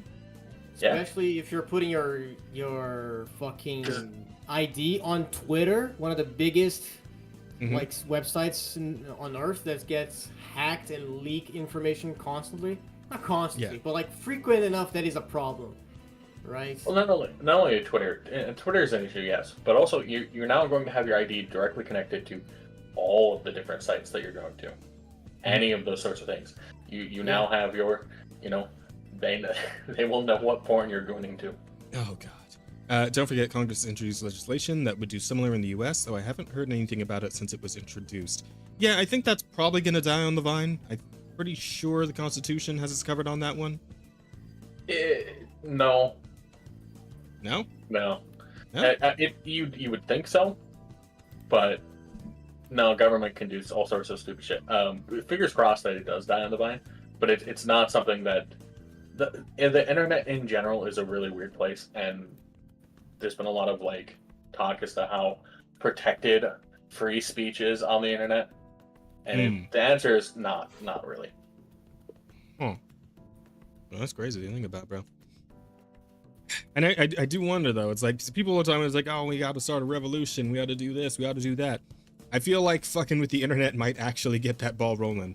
And here in the digital age where everybody depends on it and uses it for all kinds of things, if they start throwing clamps down on people's access, that might actually kick shit off. That might actually do it. I don't know. UK is in a really weird position because they're also lowering their voting age to 16, and so now you've told them you can't have porn, and we're gonna let the 16-year-olds vote.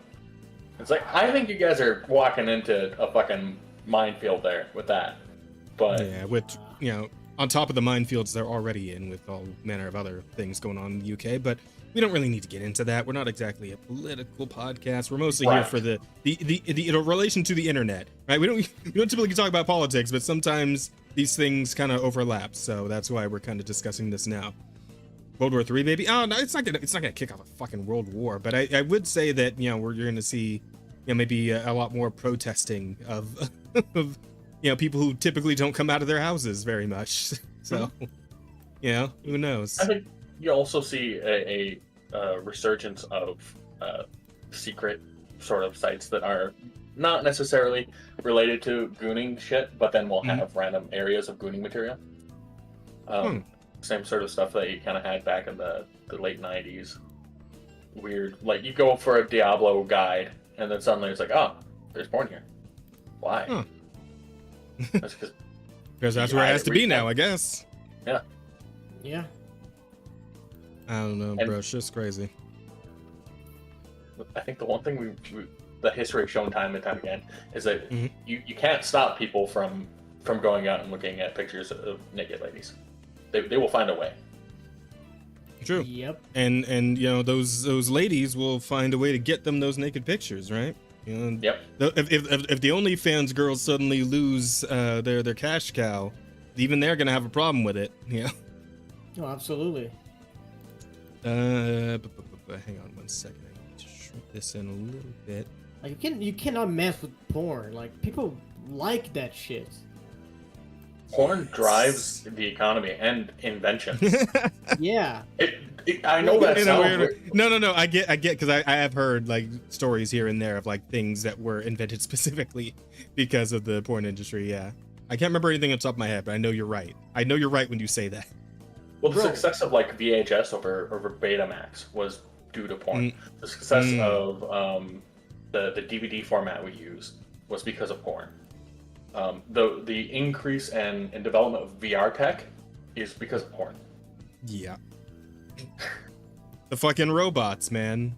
I'm sure somebody somewhere is working his absolute hardest to get that AI working, that dick sucking AI, right? Oh god, we're such a... Yeah. Yep. Listen, man. Listen, man. Even a joke. Like, relations between men and women are as worse as they've ever been, bro. We gotta get these sex bots going, bro. It's getting dire out here, bro. Yo, guys, got that too. Hopeflation's going crazy, dude. We need these fucking sex bots. That's not even a joke. Like I know it's not a joke, but it's still really funny, bro. Is going on like with fucking the relationships between people, how many people are like single and stuff, with the whole loneliness pandemic, like people really want to have sex, but they're in a very weird place, parasocial place right now. Yeah. So you're gonna take away their way of like self-expression, way like to vent out those frustrations, or just make it very difficult. Like porn addiction is a very fucked up thing. Like that shit exists. It really does. I almost hate to say it. Because if we actually get to the point where just like porn is just straight outlawed, like for everyone forever. Oh, that's anarchy. That's gonna be anarchy. You'll have it's like porn. Yeah, but I say is like we're gonna see like Vikings in the current year? Like, are we getting back to some fucking pillaging? Right? Like, I don't know, bro. Shit might get a little weird. Bro, shit's gonna get a little crazy. So okay, fast. well, I know we're avoiding a politics sort of thing, but we have examples of countries where it's really hard to have sex and really hard to access porn, and we see what the young men do for the potential 72 afterlife trip. Yeah. So yeah, don't want that. It all connects in the end, doesn't it? It all loops back to video games. It all comes back to video games in the end, boys. Yep. Fucking hell. Anyway, but I do find it funny that we're talking about like the sex work and all that shit, right? Because as a matter of fact, an old friend actually weighed in on this, and you wouldn't believe who it is. Oh my! You guys remember? You guys remember Gamergate, don't you? Oh. Oh. As a matter of fact, Alyssa Mercante herself decided to. God. Oh, fuck. Here we go. So, someone give this brilliant book to the puritanical angry moms who bullied payment processors into all but banning porn games. The reason we even have online payment processors is because of sex work. It was invented to pay for porn. I really hope someone starts a counter campaign to fight this regressive puritanical nonsense. Huh? Wait, Yeah. wait. Is the... Alyssa, really? Yeah? No, Now you- no. You're reading the wrong name. Yeah. Oh, I'm sorry. Anita not Sarkeesian. know you're Oh, done. Anita It's Sarkeesian. My bad. I'm OG. stupid. OG. Oh, I'm stupid. OG. Yeah, OG. yeah, I'm stupid. I'm sorry. I fucked up. That's on me. I fucked up. But yeah. Anita, really? Anita, really? It's same shit. Because they're two of a kind, honestly. But Yeah, this shit is different skin suit. Different skin suit. I got it confused, bro. These fucking Gamergate women all look the same to me, bro. Crazy statement. But yeah, this is a lady who's the fucking everything is racist, everything is sexist, everything is homophobic, and you gotta call it all out. Well. And okay, well. I mean, it's How just the sex turntables. positive, what the fuck? I mean, now she is. Had an issue when it was just hot women in games, but now we're good, I guess. It had a whole fucking video essay about Bayonetta, but now we're cool. It seems. I mean, you know what? It's because she also doesn't get to watch porn anymore. It's well, it's not that. It's actually it's more because women suffer. So her Oldest profession in the line of world. reasoning- yeah, it's because women who are engaging in sex work are going to suffer from this. That's ultimately where she's coming from. It just works out that it's like, that little stone toss re-edit in the corner is the perfect example of it. It's like, yeah. It's like, oh, what? You're over here, huh? Okay. Huh? I'll pull the string together, but... Nani? And it does suck, right? Because I've seen people talking about, okay, guys, listen.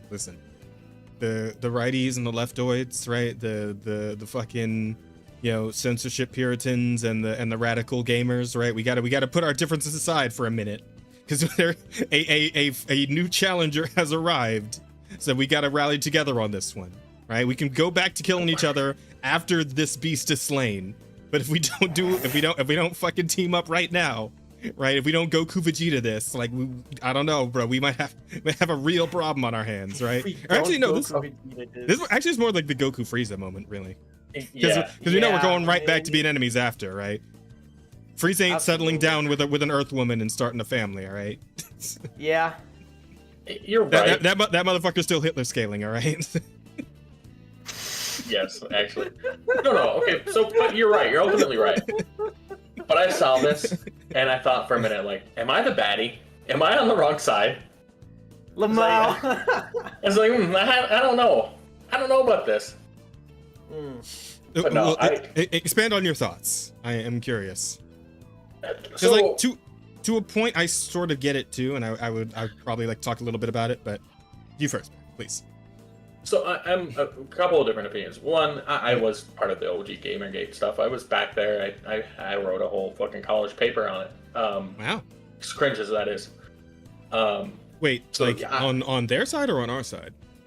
On our side. I've always been pro or anti-censorship, anti-Anita, like fuck with my shit. No, leave my shit alone. Cool, awesome. All right, sorry, go ahead. So I spent years detesting this woman and everything she stood for. So to see her now is like, no, you guys can't be doing this, and that's what I've been saying. It's like, well, I feel wrong. It feels dirty. It's like this has got to be like how Goku felt fighting with Frieza. Well, I mean, he seemed pretty chill with it, honestly. At least in the show. And the show was like, yeah, well, fuck it. I mean, hey, you want to help us out? Handshake? Let's do it, right? So, Goku. Goku doesn't never gives a fuck. But yeah, he should have though. Yeah. But it just makes me feel a little dirty. And then here's the other end of this. As far as porn and stuff goes, I'm not for it at all. I don't care. I don't like it. I could totally be okay with it being gone for me personally. I'm not going to extend that to anyone else though. Yeah. Ever. Like that's kind of that flies in the face of my own personal credos. It's like, leave everyone else the fuck alone. That's Freedom it. is That's the right how of I live. all sentient beings. Yeah. So, I'm personally Essentially. like, okay, all this shit's gone. It doesn't bother me. I'm kind of glad some of I'm not glad that it's gone because I don't want the power to keep going. And that's ultimately the case. I know that this is the first step to, like I said earlier, those rules, they can take down anything. And they will. They'll go until, they're forced to stop. So yeah, no. Seeing her alongside is just, like I said, it's like, am I the baddie? It's like, maybe, but no. Ultimately. No, yeah, I don't think you're the baddie because this is like It's bigger than that. It started with porn. Yeah, it's bigger than it. Like it doesn't stop at porn, right? Like right now it's porn, but they also included like violence in there. So like you also lose your action stuff, right? And then after that, what is it? Like you can like enjoy like a drink with your friends anymore, right? Yeah. So it escalates, right? The more we give, the more they want to take, because these people are not like satisfied with just like a little bit of power, right? They want all of it, all the time. Yeah, I remember I mentioned a while back that it's like, the fact that when they're teaching you logical fallacies in school, that they include the slippery slope, they really need to update that to take that out of there, because slippery slope really isn't much of a fallacy anymore. It seems to happen frighteningly often. It's the slippery slope premonition. Yeah, that sounds about right. But I kind of get where you're coming from, Bear, at the same time, because, like, listen, I'll be real. I goon, I jork it from time to time, is what it is, right? But I understand that, like, there are a lot of people out there who don't exactly practice moderation, and porn is doing a lot of harm to a lot of people on a pretty crazy scale. So to a certain extent, and especially like if like little kids are on the internet, without any parental supervision, because parents just kind of suck these days and don't fucking bother to watch what their kids are browsing. Those are bad things, and we should probably do something about them. However, annihilating the internet's freedom is probably not quite the right way to go about this. The preferred solution, I would say, like the best case scenario, would be we start teaching parents how to properly parent their children again, and that way we can avoid kids being exposed to things they shouldn't be exposed to early on, right? You already have things in place like parental controls for PCs, for video games, for everything, right? Like you can put in place passwords and all kinds of shit to keep your kids from getting to things they shouldn't be getting to, right? We already have systems in place. It's like the fucking it's like the issue with voice chat in gaming, right? Like that's come up several times on this podcast and just in general over time, right? It's like, people are being so rude and sexist and racist and homophobic and this, that, and the other. It's like, okay, well, we already have a solution for this. It's called the mute button. Mute that person or mute the whole like voice chat. Like you don't have to deal with them if you don't want to, right? But the answer isn't, get rid of voice chat entirely so that nobody can be mean to each other, right? Like that's fucking just kills the fun of the whole. Like so it's a big part of the online gaming environment is having voice chat with people, right? Like imagine if you couldn't go play Call of Duty and get called a bunch of slurs by somebody who's like tweaking on like fucking 15 different monsters and maybe some crack. I don't know. Like that's the fun of that's the fun of those games, man. Like running into the crazies. That's great content. I think that's a really good example. Shit. Mm-hmm. Really good example is I cringe every time Umbra sends a dick to the enemy team. But I'm gonna always fight for his right to be able to send a dick to the enemy send team. that dick. Yeah. No, he got that dick. He gotta send it to whoever the fuck he wants. Because that's why we fight for it. Exactly. So this feels like a very similar like kind of deal, right? Where it's like, yes, there is some part of this which is probably in the long run good for humanity overall, which is making sure that people like who have issues with these sort of things of like not being able to moderate themselves, or they're just too young in general, like to not be able to access this stuff. That's probably good. That's probably smart, and people should be looking out for those people and those kids, right? But this is the nuclear option, and we definitely need to be exploring other solutions first, because this is just not gonna work out. Like this also isn't going to work out well in the long run, right? Like trying to cold turkey everybody on this is just it's gonna go badly. And it's the nearsighted solution to a problem that has long-reaching consequences. Yeah. But Like a lot of issues with government is that they are always going for the nearsighted solutions, because every like mandate is like 4 years. So they want stuff that has any impact right now because they don't know what it's gonna be 4 years from now, right? Yeah. And it's like I pulled this out on D&D yesterday, which I pulled from fucking Vati video, but it also kind of hits here, right? Where it's like the old saying of not all perceived evil actions are foolish, and not all perceived good actions are wise, right? Yeah. Like you really got to think about the long-term effects of what you're doing in the moment, and yeah, this just ain't it. This just ain't it. This is too much all at once, and you're something's gonna give somewhere. I'm not sure what it's gonna be and where, but I don't look forward to finding out. I kind of do, but I kind of don't. It's, I don't know, man. I've gotten into this mindset lately where it's like, man, I'm just here for the ride at this point. Mr. Bones' wild ride doesn't fucking stop, and you know what? At this point, I'm just kind of used to it. I'm just trying to see where this fucking goes. But at the same time, I would like to take an active role in preventing this specifically, because this ain't it. This ain't it. No, absolutely not. Oh man.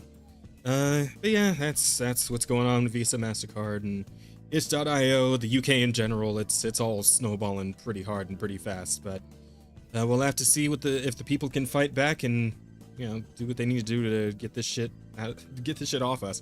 But in terms of smaller scale nonsense, who wants to hear about Nintendo's latest shitting on Palworld? Yeah, let's wait. No, it's actually not Nintendo in Palworld. Sorry, it's very similar. So I got confused for a second. Again, I got confused. Like the fucking listener Mercante and Anita Sarkeesian bitch just a minute ago. No, now it's Sony shitting on TempKitsempt. So you guys remember that? You guys remember that fucking that Horizon clone thing that we saw? It's called what's it called? It's in here in the article somewhere. Light of Motoram. Remember that shit, right? You remember when we watched the gameplay for that with the big robo animals and like you can like make robo animal pets and shit. And it's like and it looked like fucking Elden Ring a little bit. Like they looked like Elden Ring gameplay, but also like fucking Horizon Zero Dawn shit going on. I think we even mentioned it was mentioned. Like you remember this? So we we did. Maybe okay. Hang on. I'll fucking bring it up. Hang on. Let's see. My memory ain't great, Chief. Like, you gotta be very... You're okay. I got you. No, and admittedly, the game looks and of course all the videos are just about this. But that's mainly because it looks like Horizon Zero Dawn, but without, you know, the shitty parts of Horizon Zero Dawn. Yeah, exactly. I'm just gonna skip ahead a little bit. Also, it's a little bigger. Can we skip ahead a little more to like some actual gameplay and shit? Hang on. Oh no, I think I remember this. I think it might be a different trailer. This is just the reveal trailer. There's a gameplay trailer too, I think. Could be wrong. I think there might be some gameplay in here too. Hey, you don't remember when we watched this last time? I'm pretty sure we watched it on the podcast. Was I here for that? That's the question. There's no guarantee. Not sure. Not 100% sure. It looks like fucking Monster Hunter. Kinda. Oh, I think it's about to transition into the gameplay stuff right now, yeah. No, wait, I think I remember this. I think I remember this, and I think I remember, like, having the same reaction to it. Where you were like, oh man, how are they not getting sued for this very obvious fucking... Yeah. Oh yeah, and yeah, look, fucking Falling Star Beast right here, right? This whole thing. Yeah. Like, quite literally.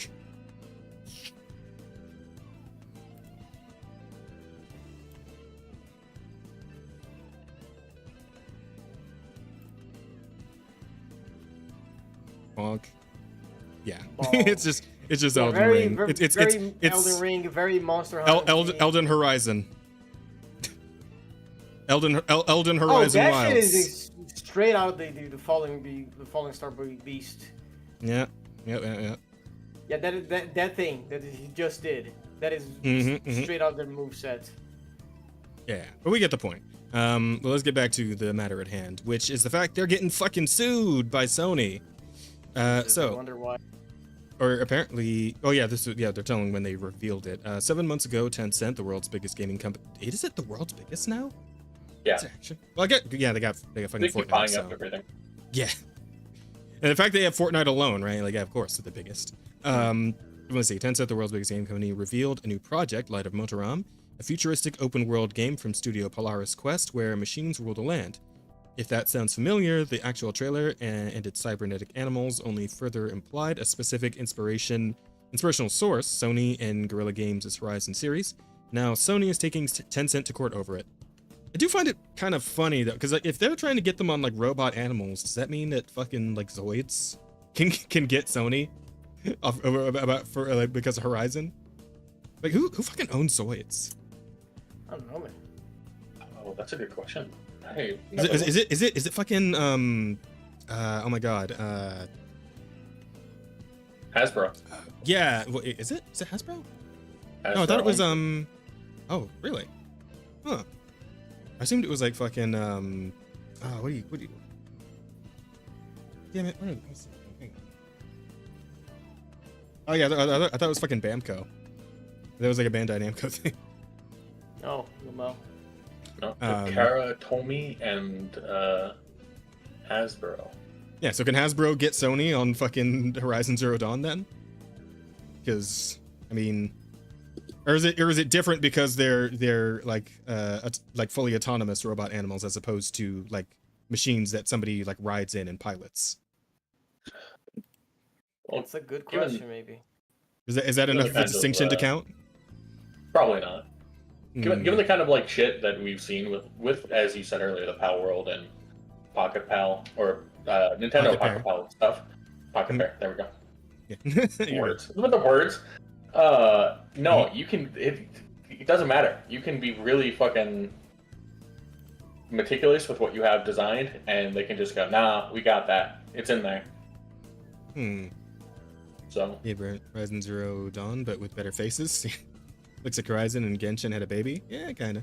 The reason I don't buy their games, they always play like a generic clone of a game that I don't like. No, because Zoids is a different market. I guess. Yeah, there were Zoids video games, weren't there? There was Zoids. I know there was a show. There were toys. I think there might have been at least a couple of video games. There were, as far as I remember, but I'm pretty sure Zoid's main focus was the toys. Yeah, of course. Zoids was the more especially if they're owned by fucking transformers. Hasbro, right? Yeah, especially if they were owned by Hasbro, that makes a whole lot of sense. But anyway, let's see. Yeah, Sony's taken Tencent to court over it. Filed on July 25th, so just a few days ago, really. The lawsuit intends to block Tencent from releasing the game. Oh, so yeah, trying to get them completely shut down on this one. Yeah. Which it argues violates Sony's Interactive Entertainment's intellectual property, while also seeking $150,000 in statutory damages for each separate work in the Horizon series infringed. So, aren't there only like 2 games? Horizon Zero Dawn? Yeah, unless they're counting the remaster.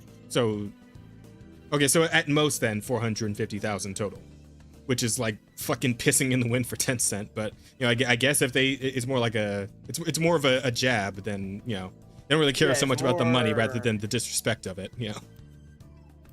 That's them pulling the glove off and smacking them with it, right? That's essentially what that is. Yeah, trying to pull them in their place, essentially. Just be like, yo, I got my eye on you, bitch. Let's see. In its lawsuit, Sony calls Light of Motoram a slavish clone of Horizon that egregiously replicates some of the signature elements found in the PlayStation series. I think that is slander, all right? It's not a slavish clone of Horizon. It's a slavish clone of Horizon and Elden Ring, and maybe Breath of the Wild a little bit. I don't know. I saw a glider in there, so. Lamau, there's a glider in this fucking Breath of the Wild. And maybe Minecraft. I saw a guy like crafting a ladder as he was climbing it. So. That also sounds like Fortnite. Wait, you can make ladders in Fortnite? Oh yeah, I guess so. Wait, can you make a ladder while you're climbing it in Fortnite? I don't know, and I don't play Fortnite. You're the one who plays Fortnite. You should be doing. I haven't. I should play more Fortnite. That's true. You're right. You're absolutely right, Asta. I should play more Fortnite. You should play more Fortnite. Find your friends that play Fortnite to play with you. Yeah, well, Sheep typically is like my new Fortnite friend, so I got to talk to him, see if we can get in some more Fortnite sessions in. And Yontrix, too, actually. Yeah, the Fortnite Blitz mode is actually I'm pretty noticing sick. a pattern with your Fortnite friends. Yeah? It's the dark times, huh? Wait, what? Huh? Never mind. I don't get the joke. I don't get the joke. I also don't get the joke. It's only your black friends. Yontrix isn't black. Is Yon black? No, he's I thought not. he was. He's Asian. Or no, Is he's fucking no, he's some kind of Latin. He's like Mexican or something. Oh, that counts. I like that you default to Mexican whenever you talk about your Latin friends. Well, I live in fucking Southern California. If anyone is Latin here, it's probably Mexican. Oh, I feel bad then. Like a 99.9% chance they're Mexican if they're some kind of Latin here in Southern California, bro. But anyway, that checks out. yeah. Tencent also made the assets for Horizon games. Oh, did they really? Oh, how about that? And they're stealing them. Yeah, but I was just gonna say real quick as a small aside. They actually put another new mode into Fortnite recently, which is called Blitz, and it is essentially the no build mode, but the game only lasts for like 20 minutes tops. Like the islands. The island is like a third of the size, and people die like fast. Like any given match is probably about like 15 minutes on average. Like it's over quick, but it's actually super fun. Because like you're just in and out and in and out and in and out, and it's a lot easier to win too. Honestly, for like doing some crazy strats where we just like put him in a bubble dome and put him right out in the open where they even shooting him, and I just hide in the bush and then pop him when they go to try and kill him. It's great, dude. It's so fun. But anyway, that aside, where were we? Here we go. Notably, Sony alleges that Tencent approached them in 2024 through its Aurora Studios with a proposal to work on a mobile Horizon spin-off game, but the Japanese company declined. Tencent's pitch, according to the lawsuit, proposed adding Eastern aesthetics and survival and crafting and pet taming. They really should have taken them up on that. That actually sounds pretty good. Pet taming is always fun, and multiplayer components to the Horizon series. The pitch deck, including mock-ups of Eastern-inspired designs and settings, including one of Aloy, standing on the Great Wall of China, suit alleges. I mean, I could believe that they'd pitch something like that to them, trying to get in some of that Horizon money. I think Horizon sold pretty well, right? I didn't play it because I didn't give a shit, but I also didn't play. I think it ended up doing pretty okay overall, as far as I know. It did well enough to get the remaster. So yeah, I mean, and Sony pushes it all the fucking time, right? Again, the remaster, the fucking that fucking Lego game they made that was like a Horizon Lego game or whatever. The tie-in with Genshin. I mean, that one's pretty old, but it happened. Oh, it did right. happen. I forgot about that. Yeah, everyone forgot about it because no one fucking plays Aloy in Genshin. She fucking sucks in Genshin. Anyway, the original trailer for Motorom features machines decked in white and blue, much like the enemies do in Horizon, alongside Aboriginal-like attire with the tech bent. The protagonists differ in that Aloy, Star of Horizon, has long red hair, whereas the main character in Light of Motorom is a raven-haired woman with a shorter haircut, but the costumes share some similarities. Like the predominance of brown leather, Motorom's protagonist can also wear a helmet that makes her look even more like Aloy, and Tencent is using the combination in its marketing materials. Wait, so is the character in Light of Motorom not like create a character or something? I assumed it was going to be, because like the game's multiplayer, isn't it? I thought I saw like some multiplayer. I don't know. Maybe it's one of those gameplay. things like it has a multiplayer that you can have your own character, but like the campaign is. Oh, Red Dead Online type shit. Yeah. Or even GTA Online type shit. Okay. Yeah. That would make sense. Okay, I got you. That would make sense. Marketing materials. In the lawsuit, Sony requests that Tencent hand over all such marketing materials so that it can destroy them. Holy fuck. Give us everything you worked on this game. We're gonna put it in a fucking trash bin and then set it on fire and throw it over a river. Fuck you. That is nuts. They're going straight for the throat on this one. It's like, nah, we're shutting this shit down. Yeah, this is not about the money. This is about the message. I mean, it might end up being about the money because Tencent's got a lot of fucking money they can throw at this. So, Sony's kind of been on a decline. So, I mean, Sony's still pretty fucking massive, but it has been on decline in recent years, and Tencent's only been gaining more and more ground in general. Again, biggest fucking gaming company in the world at the moment, apparently. So we shall see. So I think this is fundamentally different from the Power World and Nintendo one. Oh yeah, absolutely. Because like, it's yeah. I think this Nintendo's is in the wrong. Yeah, because Nintendo's in the wrong, and it's a Goliath versus David, where this is a proper David versus Goliath, where Sony is definitely the underdog in this situation, and I don't it's think going to be Sony's that small, relatively speaking. Well, I wouldn't say. I believe it's smaller than Tencent, is what I mean, right? It's gonna have a pretty Tencent, it's gonna be a pretty pitched fight. Like it's definitely more like even than Nintendo versus Power World for sure. Yeah, but it's a more even fight. The 12-foot Titan versus the 10.5-foot Titan. Yeah. It's like they're roughly on par, I think. And in any sort of suit, it's just going to be billions thrown away in instance. But as far as Tencent's concerned, actually, I'm willing to believe completely that they stole a bunch of this shit. And then China is infamously not known for respecting copyright. Yeah, true. Fair enough. It's just the way that they operate. And so seeing this, but the other part of this is where are you suing them? Like, where are you taking them to court? Because you're a Japanese company taking a Chinese company to court, and yeah. But do they both have branches in America? I know Sony does, but does Tencent have like American branches or? And they might, but the thing with the American copyright, it's a lot more. It's a lot harder to prove that sort of stuff in an American court than it is a Japanese court. Like again, heading back to the Nintendo and Power World thing, they might have a chance to win there in Japan, but they will never be able to push that in America. Yeah. And Power World's market is mainly American, so they're actually, I think they're going to be fine no matter what. For this, 1 second. Yeah, I don't see this. I don't know where this would go. It just seems like we're doing this on principle sort of thing. Yeah, that's kind of where I'm at. I mean, it did just happen. Right? It was only a few days ago that they dropped this lawsuit, so there's time to see whether or not it's actually going to pan out at all. But I think you're right, Bear, where they're just kind of going to clash against each other, and nothing's really going to be accomplished in the end. Probably still going to put the game out, and it's going to happen, and Sony's just going to have to suck it up.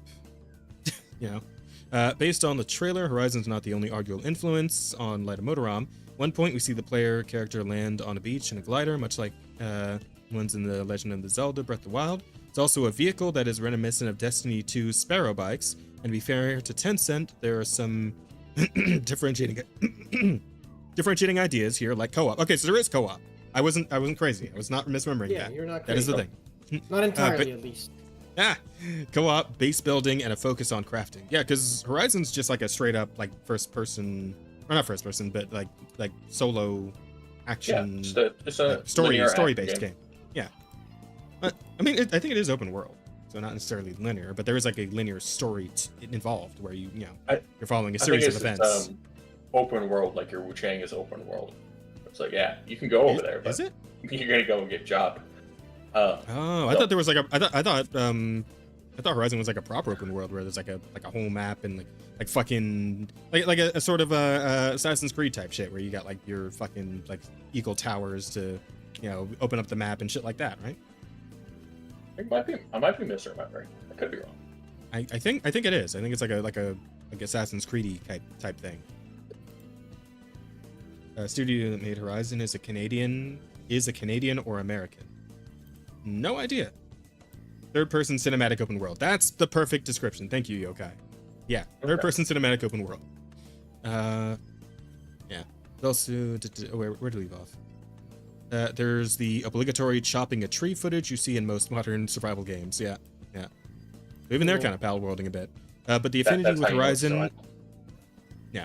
But the affinity with Horizon is hard to ignore, as evidenced by fans' remarks left on Light of Motorom's trailer. When you lend your work to your school friend and tell him to copy it but change some things, yeah. Jokes the top comment on the YouTube trailer. Sony taps into this public sentiment throughout the lawsuit, where it cites news articles and comments that call out similarities as shameless and bash Tencent's game as Horizon Zero originality. Well, Polygon contacted Sony Interactive Entertainment for comment on the suit and will update when the company responds. As of this writing, Lida Motoram still has pages on Steam and Epic Game Store with the ability to wishlist the game. Okay, so I get... Oh my god, hang on. Kickbots are going nuts tonight. Just killed one, and another one just immediately pops up. Yeah, oh, you got him already? got it. Okay. Oh, thank you. Sorry. So I can still see it in the restream chat because it doesn't kill them out of that, unfortunately. But anyway, I do believe that, of course, this is just like them trying to protect the IP in general, but I have to wonder, especially with the whole like the co-op element and like the crafting system, all that shit. I wonder if Sony might have already had plans to maybe do something like that for like a Horizon game like that. And if they manage to actually again, shot in the fucking dark, but if they somehow manage to win this suit and get this game shut down, I just know that they will absolutely put out like a new Horizon game that is actually a co-op, like survival, whatever, right? Like a lighter Motoram kind of thing. Because it is a good idea. It is a good idea to do this sort of thing right now. Because like the survival multiplayer co-op shit is a very popular genre. Like Power World killed it. I'm pretty sure that that fucking Dune game has been doing pretty solid. What do you call it? Sons of the Forest and Sons of the Forest 2. Those did pretty good. Oh yeah. People like those kind of games. People like putting time into those kind of games. Exactly. The styles of games have like a longevity that's kind of hard. For now, Conan might get fucking shut down out of Steam, but yeah, well, I agree with you on that. If they win, what I'm thinking will happen with this is a settlement. Watch Sony be able to rake in some, money off their sales, sort of thing. Yeah, just like claim royalties or whatever the fuck. Yeah, I guess some sort of payment from it. That's my guess. What it would happen, unfortunately. I think that's probably about right, because again, like they're as big as they both are, they can like go to court for this for years and years and years and get nowhere, right? So probably you're probably right, like some sort of settlement just to get it over with and move on with their lives seems like the most likely outcome. I suppose that's what's going on with that. Another pretty massive story. Did you guys hear about the T app? Yes, I did. It's glorious. So the T app story is fucking nuts. Asta, you haven't heard about this? No, actually. Okay, so the T app is a women only gossip app in which they would apparently talk about men, right? And apparently this came from the idea for this came from like a YouTube, like a Facebook group or something. Or like a different website that was like, "Are we dating the same guy?" or some shit. What was that? Yes. Something So, like that, yeah. So to be fair, it wasn't designed as a gossip app. They were pushing it as a way for women to first off figure if they're dating the same guy, and the other one was to share red flags. So if the guy was abusive, but couldn't get him on anything, they'd be able to tell all the other women that. It immediately devolved into a gossip app. But at least the initial premise for it was like, this could be something positive. It wasn't. That's the important part. And of course, by its very nature, I do believe there was also a lot of doxing involved with this app. Because if women want to talk about a man, opportunity to gossip. Yeah, if you're gonna expose this guy showing men's pictures, their names, maybe even their addresses, depending. So all kinds of weird shit with that. Not a great kind of website, I think. Probably not. No, especially because the dating world also has like a lot of pettiness that is incentivized by society for some fucking reason. Yeah. So maybe you had a bad date, and because of that, you started blasting the guy on the fucking app, and all you just didn't get along. But then you're like, oh, this guy's the fucking Scorpio toxic bullshit mansplainer, whatever the fuck, And it's actually kind of hilarious. No, absolutely. And it was kind of hilarious, right? That this story kind of popped up around the same time as all this UK internet stuff. Yeah. Right? Because we've been talking about like the idea of like starting to need verification, like proper, personal information verification on the internet. And as a matter of fact, this T website, because it is women only, they themselves had a verification process to prove that you are, of course, a woman to actually have access to the site. Which of course meant a lot of women. Yeah, a lot of women apparently put their personal information, like their names, their addresses, and of course their faces on there. And well, as it turns out, some hackers decided to get on in there and fuck that site all the way up, and a lot of women got doxxed as a result. So, okay, obviously I'm not for the idea of doxing. I think people should be allowed to their privacy. However, if you decide to play with fire like this by, again, having a website where you dox men and talk a bunch of shit on them, and then some hackers find out, and then, you know, turnabout is fair play, I suppose. You know, you fuck around, you find out, kind of deal. This is right? such a fucking stupid idea. Yeah. And so a lot of women were exposed on the website, and apparently it was also discovered that many of these women were how to put this nicely. This nicely? Well,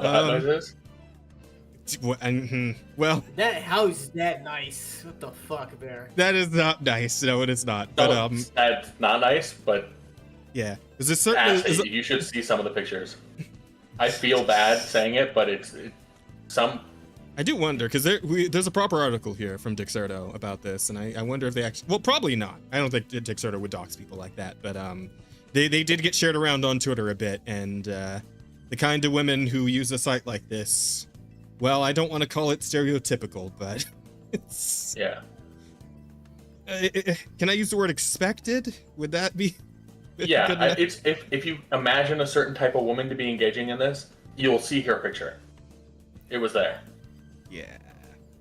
Chat can probably infer what I'm referring to here, I'm sure. But yeah, so TNAP that was made exclusively for women requires user to prove their identity as a woman by presenting ID. However, it's been discovered by 4chan users that every woman's personal data who signed up for it was put on a public server.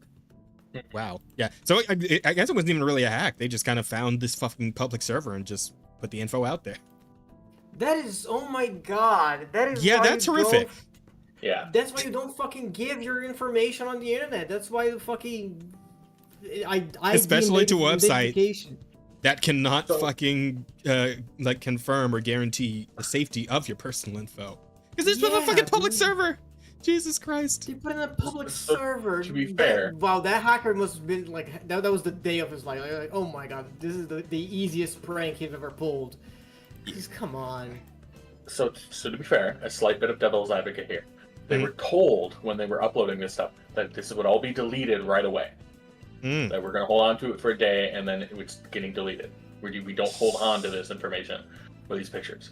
They were lied to, but they were at least under that. They were under that belief when they were doing it. People would just do that? Just go on the internet and lie? Yeah.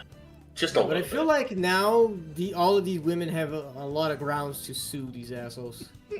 If they can find them. Yeah, if they can find the guys that have made this fucking app. Yeah, again, it's a whole fucking ridiculous mess, but at the same time I can't help but be like, well, yeah, I mean, you shouldn't have been fucking around. Because now you're finding out. And that's how this shit goes every single time.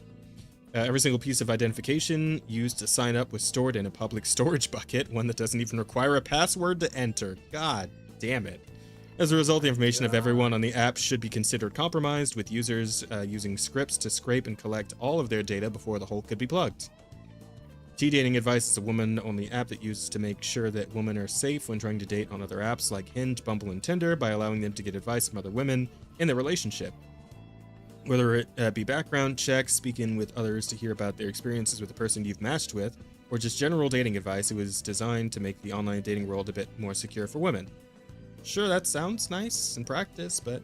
I mean, in concept, sorry, it sounds like in concept, but then in practice, well, Bear already laid that out for us, so...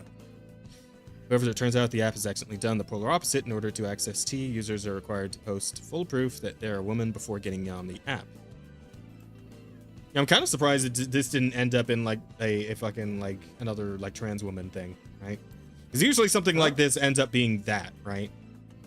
where it's like, because I mean, I don't know if the site itself, like, you know, differentiates between women and trans women or anything of that nature, but usually that's like the controversy that peaks out of this sort of thing. Like, if it's not an issue, like if it didn't blow up, it's probably because they don't.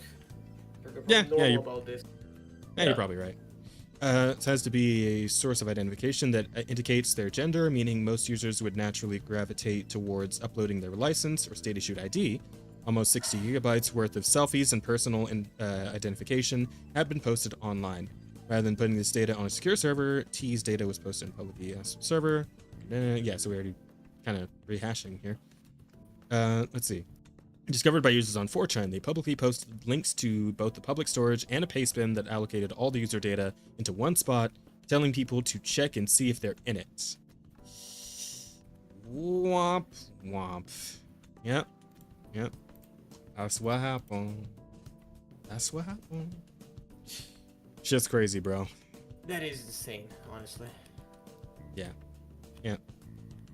It's like, and again, I like for the way the article, like, you know, frames it with the whole thing about, like, you know, women's safety and all that.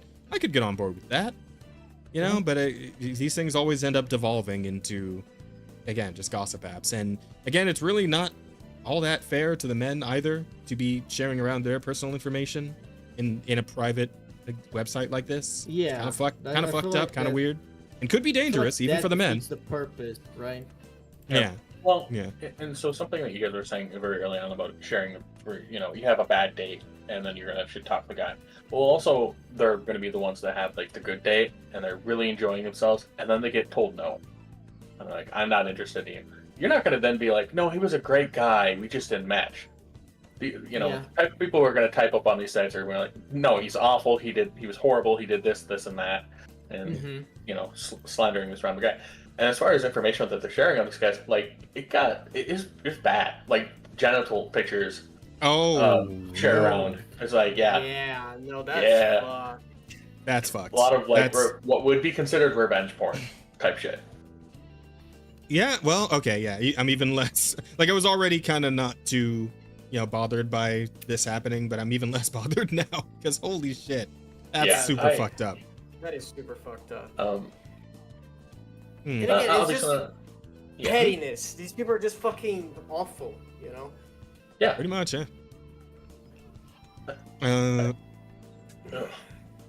Because revenge porn is nothing but pettiness, right? Like, you're just, you know, you got hurt and your response to it is not like of a mature adult. Your response to it is like, let me ruin his life because he wasn't like a good boyfriend or whatever. Yeah, I don't understand the mentality of it's like, we had a falling out and now I want to show all my friends that he can piss at a 90-degree angle. Like, why do this sort of shit? Yeah, no, there's absolutely no reason. There's a vindictive air behind the whole thing. Really, it's just not right. It's not great. I'm not a fan. Can't condone it. Can't condone any doxing, really. But again, what goes around comes around, and that's the long and short of it. And kind of what Angel's touching on is that because this is going to be pointed out as these women's being doxed and their privacy being violated, etc. The fact that they were really doing horrible things to men, it's just going to get swept under the rug. No one's going to care. Yeah. No, yeah, obviously. If men had a site like this, it'd be the end of the fucking world. But women do it, Yeah. Well, we have examples of not like sites like this, but of like high school and college guys that will talk about women that they've, you know, and they get kicked out of schools. They get ostracized from the communities, etc. It's you know. It's we know that there's a fucking gender double standard. There's always has been. Yeah. Yeah. So, absolutely. I do want to get something that Villain said, and that what's up? A number of these women ended up doxing men on like secret military bases. Oh. Yeah, okay. So, yeah, now the fucking government's got to get involved then, right? Like, yeah. Jesus Christ. Like, how does no one think that that's a problem? People are fucking stupid on the internet. That's why. Yeah, that. Fucking, you're gonna give that sort of information. It's like. Yeah, it's like your ex-boyfriend was like somehow involved with the military or the government, and you want to like dox their info. Like, they're gonna come for you. Fucking, are you insane? Like, do you not know that your actions have consequences? Like, no one ever taught you that? Like, it's baffling. It's like, how can you be this dense, right? It astounds the mind. It truly does. It does astound the mind.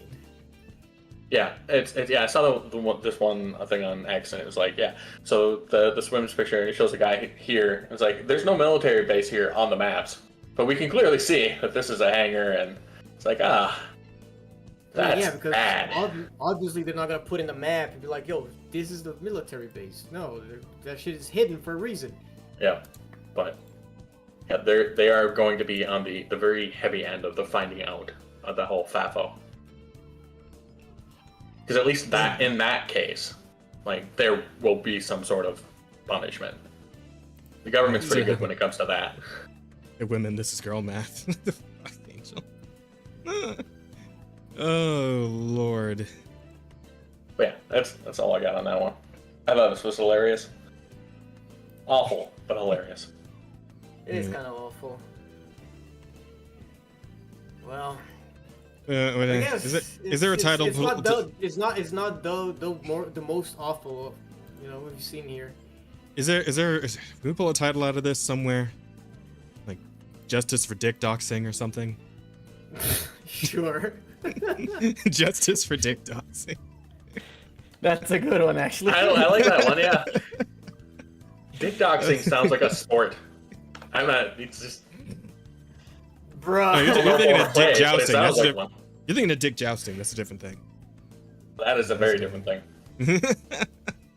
But and I kind of skipped over this when we were talking about it, but apparently this is really funny to me. The fact that the fucking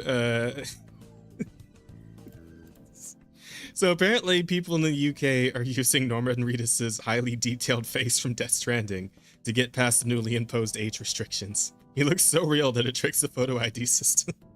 That's amazing. That is insane. Yo, the fucking Reedus protocol. The Reedus hack. The Reedus exploit. The Reedus exploit. That's the one. That's the one. This is amazing. And again, another example of why what they're doing is stupid, because it's also like easily like bypassed. Yeah. Yeah, there's no fucking way to like do this unless you're like literally fucking like pricking your finger with a needle and like putting your blood in the PC to be scanned, right? Like, yeah, to make absolutely fucking sure it's you. And it's like that could be used for horrible like the horrible fucking things that could be used for at that point. Like, Jesus Christ, that's now we're truly in an Orwellian like end time scenario. Yeah. Holy shit. The initial like thing I was hearing about this is that you'd have to go to like your local service station and pick up a license for it. Like, get a temporary license for it. Oh yeah, so it can your goon license. Remember? Yeah. Goon license. That could be like a workaround if you have like a that way. Is not a workaround. I mean, okay, but like think about it, like just a barcode that you scan, or like a QR code that you scanned, and then, like, that proves that you are of age, right? Instead of like putting your fucking ID on the internet, right? No, I think you're right. At 18, you could get it tattooed on your wrist, and this is this is my favorite comment right here. Norman Reedus is now 80% of the British population. Excellent. It's like that fucking episode of Family Guy where Peter like had the ability to turn everyone into fucking Robin Williams. Yeah. Yeah. Oh fuck. Which was a completely stupid law. Yeah. as asked to I've say. heard horror stories about that face thing though, where people are trying theirs and they're like, "I'm very clearly adult," and it says I'm a kid, and then it's just no way to reveal it. Yeah, because again, like, how do you like code that exactly? Yeah. Right. Like how do you code people? Not... Because some people do have very young faces, even though they might be in their 20s. Like, I don't look like I'm in my 30s. A lot of people are really surprised when I tell them I'm in my 30s. Yeah, I get that. That shit is not, like, good at doing that. Like, it's like you see stories all the time of AI fumbling this fucking concept, right? Yeah, and this is definitely one of those areas where if you aren't white, you're probably fucked. Yeah, absolutely, because they are gonna train it with like white people. Wait. Meanwhile, UK Xbox are jailed for racially offensive posts. It made comments including young white girls are being raped by these grooming gangs. You know, I don't see a race noted in that comment, so I kind of wonder how this happened. Grooming gangs is British for packies. I see. Oh. Yeah. That's how that works. That was also not a good... I like that you also use like a very racially charged fucking term for it. Well, they're not happy with them. They're gonna call them slurs. That's why you get grooming gang. It's crazy. Shit is great. Yeah, and like somebody's mentioning, just an AI face. Literally just have AI like come up with a face for you. There you go. Yeah, like in the age of AI, like there's so many workarounds that you, like to like bypass. This does nothing. In the age of AI, like bro, it's pointless. I used to catfish and in fucking wait, like, what? Like Asta? in fucking Asta? in MMOs, like in MMOs, like it had to be an adult to play. You know? Okay. And I like all the fucking time. I used to say that I was 18. Like I used to like memorize which year I would turn 18. Asta, I would have just like implored to you to understand that there is a difference between lying about your age on the internet and catfishing. Yeah. These are different things. Yeah, unless you were running around telling people you were 18 at Brazil and need gear, then you weren't catfishing. I mean. I still wasn't the person I said I was. I wasn't 18 years old when I was declaring to a game that I was 18 years old. Okay, right? But like, lying to the game itself and lying to like some older dude who's playing it, like these are different circumstances. Oh no, I did that too. oh, okay. Wow. I did that. I told people like I've been a girl. I have been I have been an adult. So yes, he's gotten full Brazilian catfish. Okay. Like, fair enough. They were also Brazilian. The people I was catfishing was also Brazilian, but I was also like a teenager on the internet, fucking up. I did not know your game. I apologize. With fucking adults that were looking for girlfriends in MU, you know, like. Oh no, okay. Asta. I learned something today about you. I'm so terrified to ask this next question. Yeah. Asta. Yeah. Asta, how old were you when you did this? Asta, how old were you when you did this? Asta, how old were you when you did this? Oh god. Oh, look, maybe we take that one to the after show. I don't know actually, like. Oh. Do I want to answer this to you? Yeah, maybe not. No, man. Oh, fuck. Okay, so let's move on. Okay, I was a little curious about. I was a little curious about because I brought up the articles. I was curious about the details on this one. Yeah, because they put in place restriction gates on several online platforms, barring access to adult-oriented sites unless users present a picture of themselves. Who's their age? I don't want to look at chat right now. I feel like looking at chat is a bad idea. I know. I think a lot of people understand Asta is what I'm catching from this.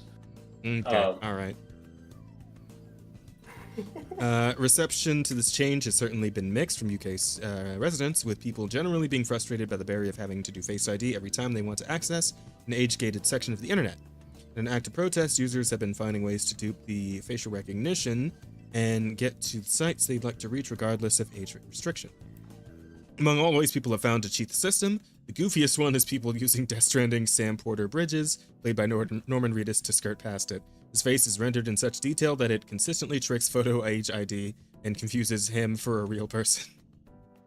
Okay, he is a real person, kinda, sorta. Yeah. I mean, obviously the like character isn't a real person, but the mocap, character right? looks just like the real person, so... His model was like mocap, right? It's definitely a that weird makes gray... sense. It's a real weird gray area when the character in the game is made to look exactly like the actual actor portraying them. So, for those unfamiliar with how facial recognition works in relation to UK site access being restricted, it's put in place for any age-gated access point online. This isn't just to access sites. People can't even go into 18-rated Discord server channels without authentication. That shit is fucking wild, dude. Yeah. And in order to get around people spoofing the software by using images of other people's faces, users are sometimes required to take pictures of themselves in different poses. Wow. This will thwart most attempts at users trying to bypass it, but due to Hideo Kojima's oddly specific sense of detail, Death Stranding's facial expressions are incredibly realistic and well rendered in pretty much any application you can think of. For no reason in particular, here's a series of screenshots of Sam Porter Bridges doing various things with the camera. Straight ahead, open mouth. Someone made a fucking tweet chain. Bro, the Reedus exploit is extremely detailed. God, this is hilarious. Oh my lord. Oh fuck. Oh, that's so good. Really went all out for this shit. Holy shit. They knew. They knew, yeah. I'm gonna be honest too. The photo mode allows users to pose with several facial expressions with close-up detail, enough to more often than not trick facial recognition. Photo mode also allows users to toggle these expressions upon request, giving them ways to diversify images of his face. Wait, can they do this with fucking Kratos in the new God of War games? Because they have a fucking photo mode where like you can have Kratos like smile and do like duck face and all kinds of stupid shit, right? It might not work. It might not be realistic enough of a face. Okay. Like for the mapping. Okay. Well, this tech was surely made with the intention of blowing people away with Death Stranding's 2 storytelling and make people more immersed in the game. Kojima Studios' efforts have found a very bizarre second life in this application. Users have tested it and confirmed it works with Death Stranding 1 and 2 with pretty high accuracy. Photo mode from other modern games like Baldur's Gate 3 and WWE 2K25 also work. It's clear that the UK's age restriction checks have some kinks to work out. Yeah. So God of War might work too, you know? Yeah. Has someone tried it yet? I mean, if fucking Baldur's Gate is so Yeah. not photorealistic. Actually. Well, it kind of is. It depends on the character, really, but yeah. I would say Baldur's Gate still have like obviously, that. obviously it's not going to work I with would fucking not. Karlach, but like maybe with Shadowheart, like I probably. can see like Minthera having the jaw structure to get past. Yeah. Maybe. But like I'm betting there are a bunch of people that try to be Astarian and it's like, nah, you're a kid. Also, yeah, the fact they named him Porter Bridges is really funny there. I never played the game. I was like, Porter Bridges? I was like, seriously? Wait, that's the middle and last name. What's his fucking first name again? Sam. Sam Porter Bridges. Yeah, that's pretty good. What about Johnny Silverhands? I mean, I guess any character that's like based off a real person would work. Yeah. Yeah. But I don't think because in Cyberpunk you don't really have like a photo mode, do you? I mean, I guess you could just like take like screenshots of the cutscenes with. Yeah, you could take the screenshots of the cutscenes with him in them and maybe use those. But most of the time he's even wearing glasses, so like, does the thing check if you're wearing glasses, like sunglasses or anything? Probably so. does. Like I feel like you would have to have your eyes out first. Like usually, you know what? Maybe. Usually you do need to have your fucking eyes out, like for no, for like and stuff, you know. For like Something government like IDs that. and stuff, I have to wear my glasses. You have to wear glasses. I'm nearsighted. I wear them 100% of the time. Oh, gotcha. Okay. I think that should be fine then. Yeah. They make you take them off when you're doing like a license, like a picture for like a driver's license. No. No, Oh. your driver's license. I have to wear. I actually have to wear them. So. Oh, okay. Yeah, because if you're driving without your glasses and in your license you're wearing them, the cop can be like, "Yo, what the fuck? Are you driving blind, you lunatic?" Well, actually, funny you say that. Yeah, I can't see well enough without my glasses to do anything like that. Like drive, that is. Yeah, I mean that's the point. If you can't see without your glasses and you're driving, you try to drive, you know. So if someone stops you, they have to like be able to tell why you're driving like a maniac, you know. What about The Witcher? I don't know. Does The Witcher have a photo mode? If so, maybe. I mean, The Witcher's old as shit at this point, though. Like, because Witcher 3 was what? Back in, like, 2015, 16, something like that? Yeah. Wasn't The it new Maybe Witcher even will older, probably work, maybe. but Yeah, that one might be too dated graphically. I mean, even I though think the this game is a still fun holds up game. really nicely, but like fun game for UK citizens to try. Is just like, how old of a character can you use? yeah, like at this point, they're just fucking around with it to see what works and what doesn't, right? Yeah. Because why not? Why not just the government's fucking taking the piss? Why don't you do the same? That's what that'd be my mentality if I was a UKer. UKian? Yeah, a Brit. I don't know. Whatever. But yeah, man. They don't matter. Shit's, You don't have shit's to nuts. pretend. That's bro. crazy. You know what? Damn, bro, relax. They can't watch us anyways. That's true. Okay, so last one. Last real story I got here. I don't really have much else for tonight. We kind of went through everything pretty quickly. But yeah, I'm so sad that Rose is not here for this. But yeah, DC, Warner Bros. DC have announced a new project. It's gonna be like one of those straight to DVD things. But they're making a new Batman thing. It's called. I don't know if we can actually watch this trailer on stream. No, this will get you copyright. Okay. Stuff. Okay. Well, here can we do screenshots? Can I? Yeah. Fucking. Yeah, you can fast forward it through things. Just don't play it. And okay. Make sure you're talking. Yeah. Okay. Got it. Yeah. Fair enough. And make they it can give some fucking transformative. screenshots, right? But anyway, yeah. So Aztec Batman is it's gonna be a thing. It's gonna follow the story of a young Aztec boy in his nice little Aztec home. Look at it; it's so peaceful and friendly and whatnot. And then, oh no, his dad is confronted by the Spanish. The Spanish come. Spanish. And the Spanish guy myrtles his dad. Oh no, sword, blood. He's dead now. And then Batman runs away.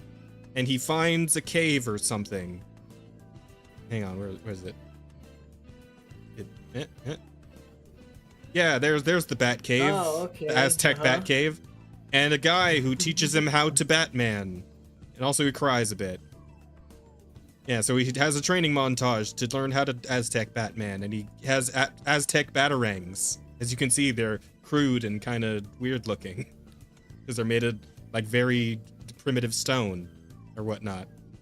And then he still isn't great at it, but don't worry, Aztec Catwoman is also here. Oh shit, whoops, I can't actually play it, Jesus Christ. Aztec Catwoman is also here, and she claws the bad Spanish man's face, and now he's Two-Face, actually. Oh my god, no! She clawed his whole fucking face off. Wow, clean in half. Clean in half. The fucking surgical precision of Catwoman's claws to rip the skin out of this man's face cleanly in half. Yeah, so now it's Aztec Batman and Aztec Catwoman versus Spanish Two-Face, but also fucking wait, can I get the shot of him? Where is he? He's here somewhere. Damn it, where are you? I know you're in here. There he is! Oh no. Fucking Spanish Joker's here. No. Spanish Joker. It's Roza. It is Roza, you're right. You're so right. That's a title.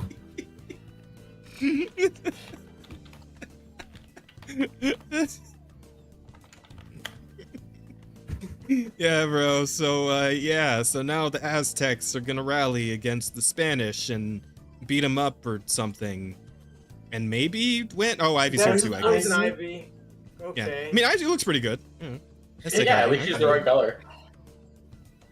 Green, yeah. Yeah. I mean, it's hard to fumble that one up. Hey, man. Yeah. And she's gonna help Aztec Batman, I guess, because she's also Why? Aztec. Isn't she a fucking supervillain too? Yeah, so are the Aztecs. Yeah, but the Spanish are colonizers, and colonizing is bad because it destroys the Earth. So Ivy doesn't like them, probably. I'm gonna guess that's where the angle we're going with here. That's more than likely. Yeah. So anyway, so Batman does the Aztecing, and he fights the Spanish, and also there's a bat glider, I guess. I don't know. This this image should be a meme right here. Could. It could very much be like a meme screenshot. That shit's funny.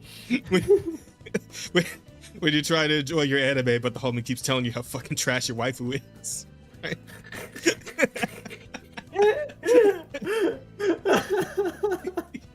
Or no. Or your homie keeps telling you how much fucking Death Note is better than whatever it is you're watching. Hey, bro, you gotta watch Death Note, though. It's way better than this trash. Yeah, you ain't seen Death Note? What the fuck? Oh, it's so bad. Yeah, no. Actually, this is a real meme format here, bro. Hang on, wait. That is a real meme format. It is. Right there. That's it. I'll fucking with it. Yeah, there. No. Okay, it's hard. It's hard to get. I'm gonna get the screenshots later, but this we can do something with this. Oh, crazy. Fuck. You know, that's actually fucking goated. Screenshot. Yeah, so that's essentially the whole deal. Aztec Batman Clash of Empires. So a lot of people were pointing out in the comments that there's a bit of a weird disconnect here. With Batman being our hero man, right? And his no killing rule and all that shit. And the Aztecs, well, they were pretty cool with killing, as a matter of fact. Sometimes in very creative ways, really. It's their thing. Yeah. So people are very find this a very strange thing to try and slot Batman into. And apparently a lot of people also pointed out that historically speaking, apparently a lot of other tribes had issues with the Aztecs, so much so that they teamed up with the Spanish against the Aztecs. So this is a bit of a weird one, honestly. So I hate to say this. The thought process was behind that one. Well, it's their thoughts.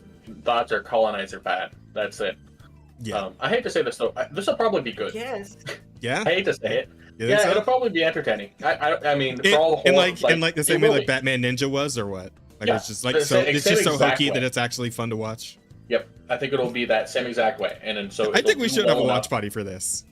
There's so much of it that's wrong though, and it's like even just having the bat thing. It's like the Aztecs didn't have a bat deity, the Mayans did, so they can't even keep their Mesoamerican group straight. Shit, right? Yeah. I mean, why would they, right? Like, their point's not to actually be historically accurate or like respectful to the culture that they're appropriating. It's just to say Spanish bad, white people bad. Fucking listen, guys, listen, Rip. Look, Mayan Batman doesn't sound as cool.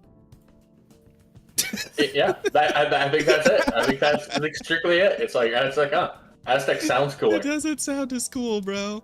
This reminds me, actually. Do I still have that fucking? Hang on, let me see. But like, in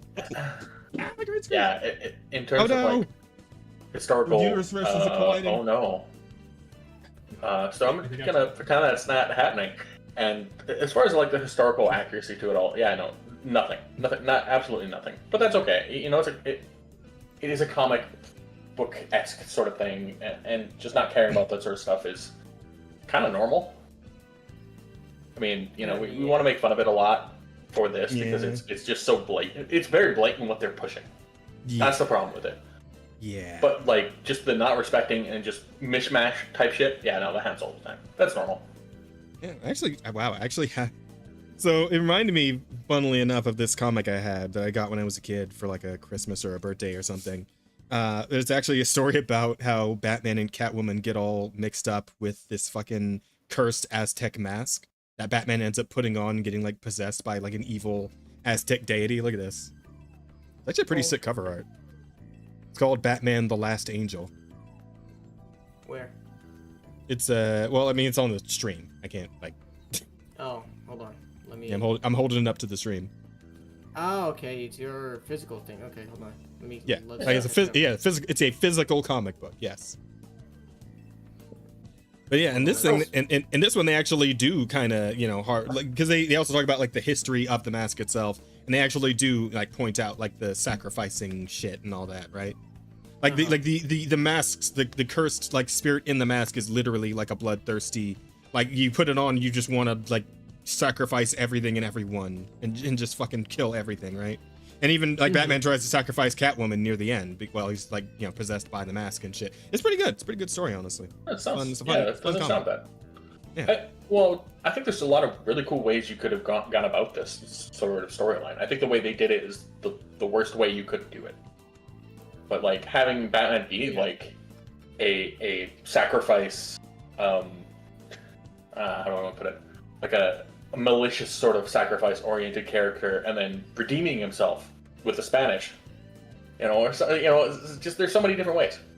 But making him the hero of, you know, working for some reason alongside Ivy and Catwoman against the Spanish Two-Face and Joker. Yeah, it was very, very poorly executed. Quite strange. This is clearly just someone had like a random idea, and so like, let's put Batman in it. You know. Yeah, and it's a lot of people just want to be able to use the IP to be able to push their stories. They have no real interest in the actual part of the IP. Yeah, you know? Exactly. They just got the IP and they got a bunch of names, and they're like, how many of these guys can we put in one fucking show? Yep. So there's Two-Face, Joker, Catwoman, Ivy. You know, it could have been like a really cool story if this was like a story of revenge, like but nothing to do with Batman. It was just like an Aztec kid that survived, and now he's going after the Spanish. That could have been an interesting story. Right, that is just by itself, you know. And it's actually funny you brought up that thing about the Mayans versus the Aztecs and how the Mayans would make more sense. This comic actually does use Mayan origin for the cursed bat mask and not Aztec. So Aztec, yeah. Yeah, so they actually got it right in this old comic, and this is from probably because they did like the littlest bit of research, you know, and they stuck to it. You know, I think on that same line, you could have had like an Aztec person sacrifice a Mayan Batman's family. You know, it's the decline of the Mayan Empire at that point, and have it be that, you know, another good reason for him to be Batman. He's Camazot's man, but you know, it's just it does stink a bit of historical revisionism, doesn't it? Just a little. Well, it's the idea that colonizers are inherently evil, and that they're the idea that European colonization was evil. It's kind of just what they wanted to show. That's it. That's all they wanted to do. Yeah, just one of the points for being like, yo, look, colonizer evil. We're on the side, 1994. Guys. This came out a year after I was born, actually. You were born in I suppose you're in 93, yeah. But this comic was made in 1994. It's crazy. That is kind of crazy. How old you are, you fuck? Just kidding. The reason why this show deserves to flop, but no, they chose the Spanish. Yeah. Yeah, it's like if the other tribes had such a big issue with colonization, well, you know, they probably would have sided with the Aztecs, wouldn't they? But they didn't end up doing that, did they? How about that? How about that? Crazy. Yeah, so that's a funny one to end it on, I think. Yeah. Bit of a shorter show tonight, but I really didn't have a whole lot else. We got short. I mean, I'm sure if we did kind of just blitz through like the bigger stories, so we probably could have said more, but I guess we just didn't really have a whole lot else to say. Again, the big stories were stuff that we already talked about, like the visa stuff, you know. True. We already talked enough about that kind of stuff, you know. Yeah, it's not IO update and all that, and yeah. I mean, I guess the only other thing to say about that is that there was like a proper admittance, whatever, on Collective Shout's part that they were like just straight up behind it, right? And people kind of figured it already, but like I think it was Chibi Reviews here. Hang on, right? Open the tweet. You know, I think that's also one of those stories where it's hard. Because you're right, this isn't a political show, but it's really hard with that sort of story to not make it into a political topic. Yeah. So you can only do so much talking around that. Yeah, again, it's Pirate Nation who picked this up. But yeah, in response to false claims and misinformation about our campaign, we're setting the record straight. Some have asked why we involved payment processors, and others have claimed we are responsible for itch.io removing all NSFW content. Well, I mean, it kind of sounds like they are. We raised our objection to rape and incest games on Steam for months, and they ignored us for months. We approached payment processors because Steam did not respond to us. We called on itch.io to remove rape and incest games that we argued normalized violence and abuse of women. Itch.io made the decision to remove all NSFW content. Our objections were to content that involved sexualized violence and torture of women. Yeah, but I mean, did you think the platform was gonna fucking bother to go through every single thing to find which ones actually like met your criteria, or would they do the much simpler, easier thing of just wiping all of it so they get you off the fucking backs?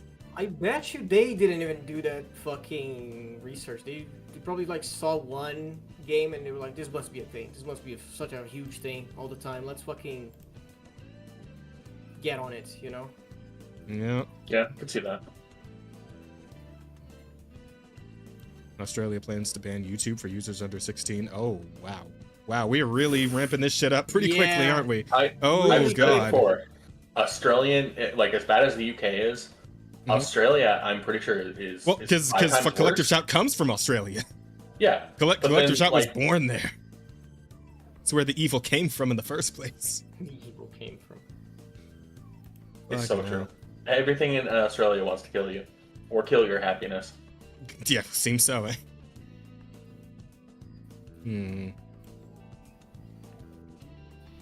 Let's see. Game developer using financial ownership and the payment processing crackdown on such games calls for greater transparency and fairness in how adult games are moderated.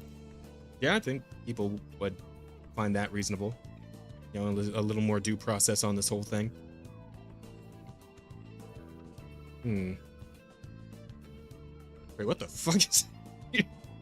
Oh, that's an ape on the moon just beating up a bunch of dudes. Oh, is it Gorilla Resurrection? That's a new update. I should play this. I should play this game on stream at some point. It looks cool. Gorilla vs. Yo, you got air attacks. You got air combat. That's sick. It's got dodge roll mains. This actually looks hilarious. It looks fucking incredible. Yeah. Oh fuck. That's pretty good. That's pretty good. Oh fuck. Yeah, I was just seeing if there's anything last minute we could touch on, but any last minute updates to the ongoing stories, but no. Pirate Nation's guy always check for these things. So there was one thing that you didn't hit that I thought you would have, because you did mention the Pal World thing at the beginning. You had it mixed up in your head. Nintendo's been changing some of their patents, adding more words and so they've been adding language into their patents to make them more ununderstandable, realistically, just to increase the potential that they can blanket out and catch Pal World with them. And apparently that's something that they're able to do, just in midst of ongoing legal proceedings. Which is like, Japan's a silly place. Is what I'm trying to- Apparently, I did like Rock Solid's fucking comment on the latest gameplay for the new Legends game. Nintendo sued Power World just to make Power World, but without all the cool stuff like guns and slavery. Yeah. Oh. Oh man. I don't know. Yeah, any updates? Latest maybe? Oh, yeah, I remember people were mad about fucking. The hand wings are so silly. They're so silly. It is. It's not great. It's not a great mega evolution for Dragonite. I would have expected something Mega a little evolutions more. fucking suck. Pokemon. Well, okay, some of them are cool. Some of them look good. Some of them, like a couple, like you can probably call them. Mega Charizard Y. No, X. Wait, which one? Which one's the black one with X. the blue flames out of his mouth? That's X. X. Okay, yeah. Mega Charizard X is fucking sick. That I'll one stand was all that. cool. You know, like I can stand behind that too. But most of them are like just lop. And I mean, and hey, Mega Lopunny got like torn stockings, so. It's still better than the terrestrializing, man. All right, bro. Mega Evolution is cooler than Listen, Asta. The slippery slope is gonna lead us into the into the Lopunny? into the fucking Pokemon Smash or Oh. Pass stream eventually. It's gonna happen, Asta. I've done that. We're gonna before have to- with Phaeto. Oh yeah. I vaguely remember that actually. Yeah. It's absolutely hilarious and going to be fun seeing Roza and Helmsman cover. What is? Oh, it's not for us, but there's an abbot from a Shaolin temple, and he's been accused of some interesting crimes financially. Interesting crimes is crazy. Oh fuck! Wow, I'm stupid. There is something we need to talk about that is literally on the goddamn thumbnail. We didn't talk about VShojo and the fact that it's fucking dead now. That is like true. actually dead. Oh, Yeah. yeah. So I think I grabbed an article from it, but apparently there was. Oh, you know what we should do? Let me find Legal Mindset's channel, because apparently there was a statement from the CEO, and that statement not only confirms that VShojo was going to die, but also might implement CEO of VShojo in some like straight up crimes, or at least some what's the word? Fraud? No, not fraud. Like criminal negligence, I think is what I'm thinking of. Something like that. It's yeah, but it's not. It's not negligence. It's straight up fraud, man. Yeah, here we go. 12 minutes. Just confess to crime. Yeah, that's the one. Yeah. We can take a quick react. A react right at the end of the session, guys. React of the week. With Andrew Esquire.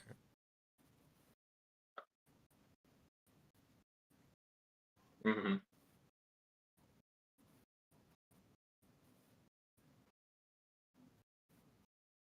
Right. Yeah, for those who are just catching up with us here, we talked about this last week, but Iron Mouse came out, told everybody that VShojo had kind of fucked over the charity that she was raising money for. Quite a lot. I think, what was it, like 500,000 or some shit? Like $500,000, wasn't it? Half a mil, yeah. Yeah. So fucking nuts. Are you good for chat? What happened? I'm asking that, man. You don't have to do that. Oh, wait. Oh, whoops. I have it muted. I'm stupid. My bad. But yeah, this is me catching them up anyway. As Armchair said, VShojo was the Blakest company. Oh, it's muted. Yeah, no, I unmuted it. I unmuted it, but I also paused it because I'm just catching people up. But yeah. So Mouse let everyone know that was happening. And as soon as she did that, she also announced that she was, departing from VShojo, and this caused a chain reaction of pretty much every other talent currently involved also departing from VShojo. Kason, fucking everyone else. Henya, and all the rest. Yeah, literally. We don't have any fucking talent anymore. Yep, because that was a massive controversy that none of them wanted any part of. So they all just dipped. They dipped right the fuck out. And, reasonably so. Anywho. And we have a statement from the CEO, which just blatantly confesses to it and shows not just that fraud, but also wild mismanagement of company funds for a significant period of time. Of course, I'm Andrew Esquire. This is a legal mindset where we teach you to be your own judge. And this is a fast facts premiere, giving you the short, quick summary version of what's going on today. Now, they are in, Vishojo is in massive hot water. And I told you, and they wouldn't pay them. Oh yeah, that was also a big part of it. Like several talents, admitted that they were just not getting paid from Vishojo, and the Kason was one among them, right?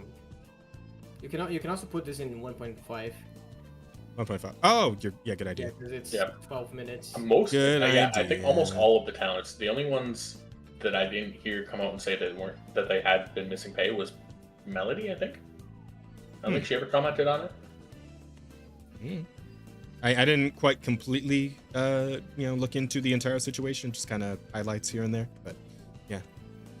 You guys, days ago, that this was going to lead to insolvency, this was going to lead down the road to bankruptcy, and we have today a confirmation, and I was entirely right, they are going to go absolutely bank, right? It's done. They're in the red. They've got massive amounts of debt. They're not profitable. They weren't profitable even with everybody there. There's no way to get back to profitability. They are done. And this has more severe consequences than just losing your Twitch emojis, which happened today on Twitch. The gun run global emote is gone, but they have a lot bigger problems than losing cute emotes. So we're going to look at the statement by the gun run and why this statement is absolutely insane, why it's a confession, and also why it doesn't get anybody out of personal liability, why they're still going to be held liable regardless of this statement. This statement doesn't move the yard line, doesn't shift anything really that far, because this statement is only a confession and does not remove any liability of him as CEO or even personal liability, which is very, very clear in this when you look at the factual situation. So let's read through the statement very, very carefully, and then I'm going to analyze it after we go through it. So here's a statement from Vishojo. This is on their X account, so you can go over and read that yourself, and this is obviously unedited, etc. I just love how the statement begins. Like the first 3 words are Vishojo has failed.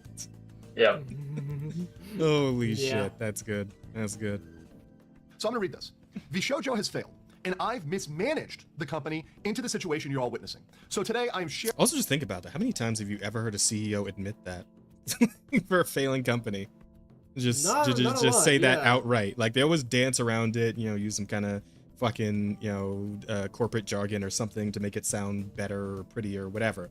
Like he's outright. I gotta give him some respect for just outright saying it like it is. I think it's that Japanese honor type of shit, It's the one shining part in an otherwise shit shoe. So, okay. If I give him that, if I give him anything, I give him Hearing that. the difficult news that Vishojo is shutting down. And I take full responsibility for the decisions that led us to this point. I've been doing everything I can to fundraise. Now, I'm going to pause there with fundraise. When he says fundraise, a lot of people may think that's a bake sale, or this is some sort of selling cookies or whatever else. No, this is begging for money. He's talking about loans. So fundraising, he is talking about loans. He's talking about trying to borrow to keep the company going. Let's be very clear about that. So, and right the ship these past few months. I'm going to stop there as well. Months? No. This thing has been having a problem for over a year. This is a thing that they've been in financial hot waters for a very long time. This is not something that happened yesterday. It's not something that happened last month. It's been going on for a significant period of time. But despite my efforts, we're in a worse position. And those I care about now are paying the price. Over the past few years, we raised around $11 million to pursue a bold talent-first approach in VTubing, prioritizing creators and community over short-term profits to achieve long-term sustainability. I can't even imagine how he wrote that with a straight face, given what's happening right now. I cannot believe he sat out and wrote that. Oh, this is what we wanted to do. This is what we're doing. No, you completely and utterly failed on that consistently over the long term. Over the long term, you abused and gaslit your talent. Over the long which is, obviously apparent by the whole thing with, nobody's being paid.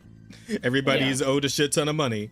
And, to say nothing of the big charity fraud bit. So, long term into non-sustainability. You spent your money on wild advertising in Shibuya and everywhere else, just going out and trying to promote and advertise, spending money you didn't have to try to push these talents in places that wouldn't help them. You weren't giving them what they needed. What they needed was a paycheck, the gun run, not some weird station advertising. Okay, let's continue here. Our funding went directly to creators through generous splits to view investments, infrastructure, concerts, events, and staffing, all designed to support them. No, that didn't actually happen. We also wanted our talent to own the IP, which we knew was a unique creator-first approach for an agency. Now that did happen. The credit where credit is due. The talent. And that is also, there's 2 shining points in this turd sandwich, Bear. And it's the fact that all the talents actually got out with their characters, so also pretty solid. Almost all of them came in with their IP. Penny was the only one who was, made by or set up through Vishojo. Oh, I'm pretty sure. Everyone else came. She got to keep hers.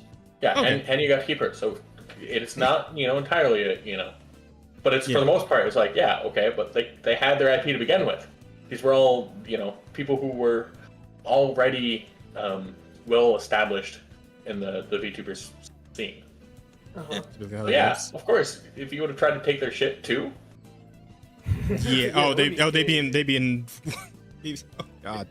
Imagine trying to fight bankruptcy and trying to go to court over a fucking virtual puppet at the same time. That would have been funny at the very least. Imagine how many people would be upset. It's like, you can't be Iron Mouse anymore. She can't be Iron Mouse anymore. That's our RIP now. Yeah. How well that would have fucking floated. That shit would have fucking. The guy would be assassinated. That's what I think it would happen. Yeah, almost certainly. Yeah, actually though, you joke, but yeah, almost certainly. No, yeah, that's no joke. Like the parasocials, I'm sure especially on the Japanese side of things. Yeah. Yes, I'm sure someone would find that guy and stab him in the gut. I mean, actually, does Mouse have a big Japanese audience too, or? I don't know. I know she's technically an American EN streamer, so. Yeah. But there's gotta be someone in Japan too. Probably. Yeah. Yeah, her audience is big enough that there probably is some Japanese. Probably a good portion of them, yeah. Anywho. Well, in the IP, I've read the contract, that's true. However, despite all of our efforts, the business failed to generate the revenue we needed to sustain that model, and we ran out of money. Additionally, I acknowledge that some of the money, now here we go, here's the confession. Some I acknowledge, so I am saying this happened. Some of the money spent by the company was raised in connection with talent activity. So he is confessing to the fact that they diverted funds, which were intended to pay their talents. And they're calling them talents, by the way, because if they call them employees, they'll be screwed under labor law. They're using the language specifically talent because they know that they're trying to frame talents, independent contractor, we're gonna get out of that. So they owed money to the talents and they spent it. They misallocated it. And then he goes on to say, so some of the money spent by the company, so saying it was spent by the company, right? Misallocated, was raised in connection with talent activity, which I later learned, keyword he put in later learned. The words later learned are him trying to get off the hook personally. He says, I later learned was intended for a charitable initiative. What he's trying to do here is say, oh. Bro. So, a big problem I don't know how far up your own fucking ass your head has to be to not know you're that fucking, can we call this, is this embezzling at this point? Can we call it that? We call this embezzling funds? Depends on where the money went. I guess. It's fraud at minimum. Yeah, okay. Fraud at minimum, embezzling at worst. We have to wait and see. Yeah. But it's but how do you and especially when it's that much money moving, right? Yeah, a $500,000 is still a considerable amount of cash for a company the size of Shoujo, right? That's still a good fucking bit of money. That's a lot of money, dude. $500,000 gone.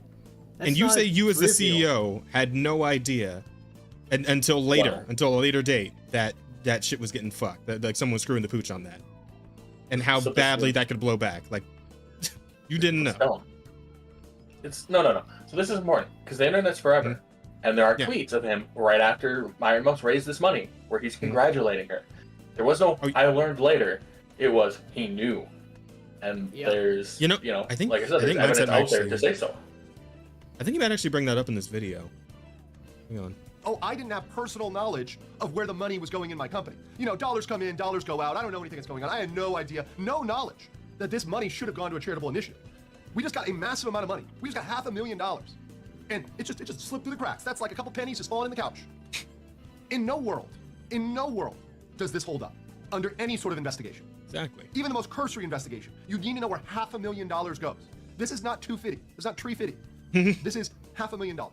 That just poof, went somewhere. And as the CEO, you certainly have the responsibility to understand the major financial operations of your company. And yes, there's other officers that are on the line here. I know I can hear Tectone in the background skipping up. It's not just a gun run. Yes, okay, chill, Tectone, chill, bro. We all respect you, but you gotta calm down. Of course, there's it's like an accountant or something. There's other officers. There's the CFO that quit. There's a management officer that quit. There's other officers that have left. We talked about the officer that left 2 months ago, and he just posted. He tagged gun run. He's like, bro, what's going on? No, bro. Sorry, bro. Leaving 2 months ago doesn't get you off the hook. This thing has been going on for a while, at least in terms of the people not being paid, and also in terms of the charity misallocation. This is something that was done in the past. So if you were there as an officer 2 months ago and you quit, you're not necessarily off the hook. When the investigation looks at this, and they get into the emails, they get into the documents, they get into, okay, what happened here? There at some point is going to be revealed a number of people, not just the gun run, but definitely including the gun run, that were involved in taking those funds and putting them other places. There were discussions that were had, and even if they were had in person, someone's going to crack, someone's going to break. No one wants to go to federal prison. This is wire fraud. This is misallocation of funds. This is violation of various other state and federal laws. This is no good, right? And assuming, once again, on the face that all the facts we have are true, which I have no reason to believe because they've confessed this now. They've said, no, we actually misallocated the funds.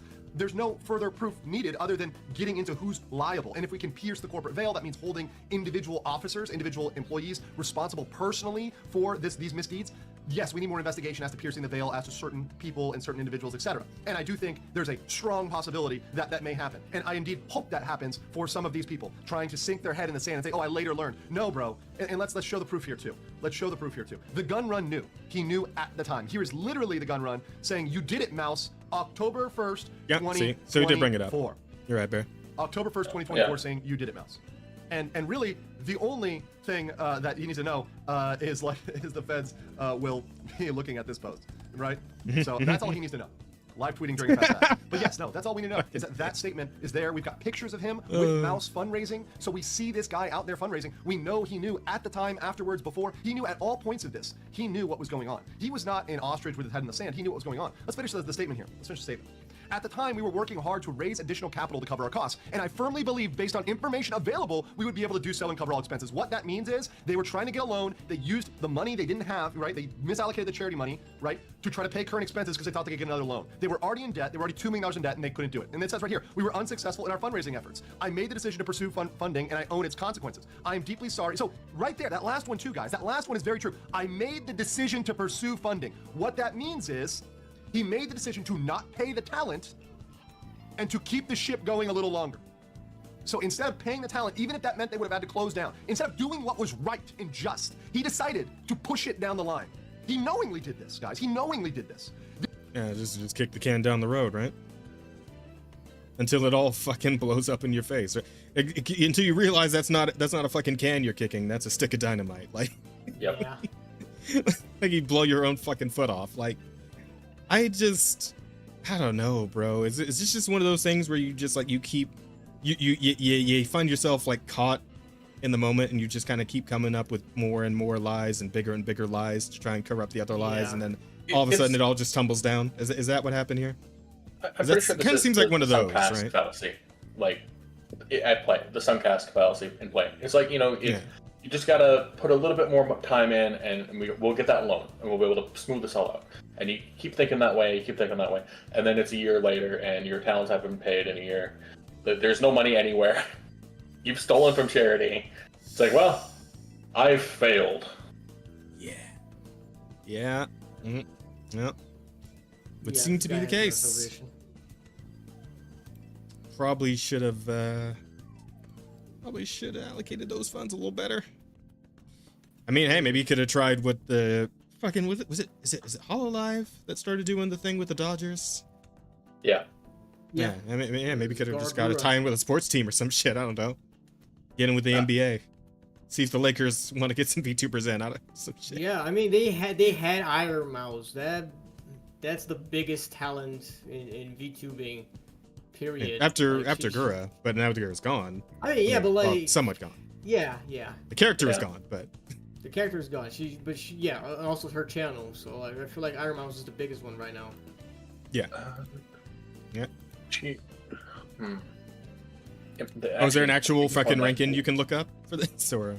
There is somewhere, but I want to say actually, I think. It well, we can acknowledge that she's one of the biggest names in VTubing. Yeah, she's definitely the biggest independent VTuber currently, as far as I'm aware. Mm-hmm. Yeah. Yeah, it's just wild, bro. Just, the fact he's really just kind of fucked himself with this whole statement, and it's like I again, to a point, I respect him being completely honest about all this, and just honestly fucking himself, because he should get fucked for this. But I mean, for some, but it's weird. It's weird because like every time this shit happens with with corpos and CEOs and shit, like it's always trying to worm their way out. So the one time I see a guy actually just fucking putting his hands out for the cuffs, like, damn, I can almost feel a little bad for him, even though he fucked so many people over. It's a complicated feeling. Yes, it is. I get it. Like I also feel like this. Like I wouldn't say I feel bad, It's the respect for the enemy moment. Yeah, a begrudging respect to like at least going like clean face with this, right? Because you like he said, he's not the only one in this mess, right? Like there's a lot of other people that are liable about this, so maybe he doesn't have all the fault, you know, maybe he was just, I don't know, going with the flow, you know. So there is something to be said about this, you know, but not enough for me to like say I would feel bad. I don't feel bad if fucking fumbling $500,000. Go fuck yourself. You know what I would do with $500,000? I would buy the entire of South America. You know, fuck you. Damn, is that all it costs? What would you do with a leftover 400,000? You know, or 400 million. Dude, so no, I'm not gonna even lie. Like 100,000, that shit would fix my life.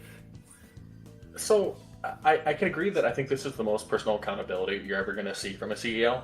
Yeah. But it's at the end of the day, it still doesn't mean anything because he's still being super dodgy about it. He's still being that bit in the middle, about like fucking and it's like I just recently heard about what happened with the donations and that's bullshit and you should get fucked for that. So but it's more honest than I see most CEOs be. I guess this is the way to put it. He can still get fucked, but I at least would say it to his face. There you go. With an air horn, preferably, right? Get fucked. I love that soundbite. I really do. I should put that in our fucking our channel here so I can use it. Yeah. Okay, but yeah, I think that's pretty. This guy, and look, this is I rarely go off. I try to stay legal and objective here, but morally, this is a horrible decision. I mean, and I think this is something that's pretty non-controversial, right? If you see that you're failing, you're in debt, you're not doing well, right? You have to at some points be realistic, be adult. An adult has to come in the room and say, we need to cut this, and we need to do what's right. We need to pay people out. And look, I'm sure if they talked to the talent and said, hey, we're not doing well. Right? We're not doing well. We need to pay the employees, right? And hey, maybe everybody across the board, including employees, we're all going to take, including the CEO, we're all going to take a haircut. Everybody at the business has to take a 25% haircut across the board because we're hurting, right? And we're all going to be in this as a team. Okay, whatever. You could have had that conversation. You could have done something, but they decided not to do that. They decided to benefit certain people at the expense of others. It's absolutely deplorable behavior and potentially criminal. Finishing up here, I'm deeply sorry to all the talent, staff, friends, and community members who believe in our brand. You did not deserve this. No, and the Immune Deficiency Foundation didn't deserve this either, right? And certainly what this deserves and what this will get is criminal investigation into exactly how this went down, who made those decisions, and how that funding exactly got misallocated. So that is going to be happening, absolutely for sure. I'm going to be covering this as it gets more serious, as it gets investigated, and I will catch you on the next one. There you go. That's the long and short of it. Mm-hmm. It is probably the most volatile implosion of a VTuber agency we have ever seen, and it as far as not going out anytime soon, not until at least a few heads have been taken. I'm thinking, shit's crazy. Yeah, man, I don't know. How many major corpos do we have left at this point, right? Like we still have we still got Hololive is still around. You know, they're still doing their thing. Niji, Phase, and then Brave Group's their little things. I think you can. Which one's Brave Group again? Brave Group. If you count it as Brave Group rather than their individual, like little things that they picked up. I can't even think of who even is all part of that, to be honest. They bought Idol. I'm trying to remember the other ones that they've done, but they own a number. Here, give me a moment. I will be a little more specific. But what were the other ones you listed? So it's Hololive. What were the other ones? Hololive, Niji, and Phase. Phase Connect. Yeah. Is Niji not dead yet? I figured no, it's just mostly like. Actually, things have been pretty quiet, except for that Aster thing where it's like, we investigated things, and it's like, he's a bad guy, but we're just splitting ways. We're parting with him. I was like, yes.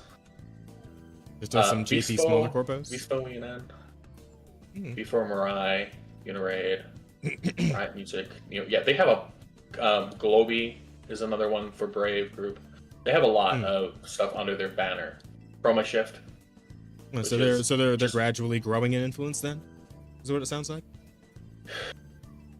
I don't know if that's the way I would put it, because it feels more like they're constantly buying up companies that are more or less going under and just holding on to them. That's not entirely true because what was I just said? That Chroma Shift is going to be debuting here soon. So like they do have some stuff, but Chroma Shift is built out of Idle Core, which did kind of tank. So I don't know. They're a weird company. I don't really understand how they're making money off of this. Well, I mean, it seems like with most VTuber corpos, the intent is to try and get some talents together, hope they pop off, and just go off of that. And if they don't, well, you're kind of fucked. It's essentially like group it's like when like people try to make group content creation things, right? It's like, yeah, you can all group together, but I mean, if you guys don't get any groundswell under you, then it's gonna go the same way as if you were doing it as a solo act, right? Is what it is. It's a fucking garage band that never makes it out of the garage. Yeah. But as Phase or Niji, like they were saying, it's kind of holding on barely. But Hollow's still doing really well. I mean, again, they're fucking partnered with the Dodgers, right? So yeah, clearly they're all right. They're doing okay. Even losing out on like Gura, they still have Hosho Marine, and she is the second. She now I think is the biggest VTuber. By sub count. It's a little weird when you go between YouTube and Twitch. Yeah, Marine is huge. Yeah. She just announced. Was Marine the pirate girl? Pirate girl, yeah. She just announced a new cover that's gonna come out. Yeah, I saw that. I saw the animation for that. Yeah. It's cute. Very cute. Yeah, I've seen her around. Goes so hard with animations, it's crazy. Oh, she spends a ton of her money on that. Like cover covers a bit, but it's basically she takes out loans from cover to do those MVs. Wow.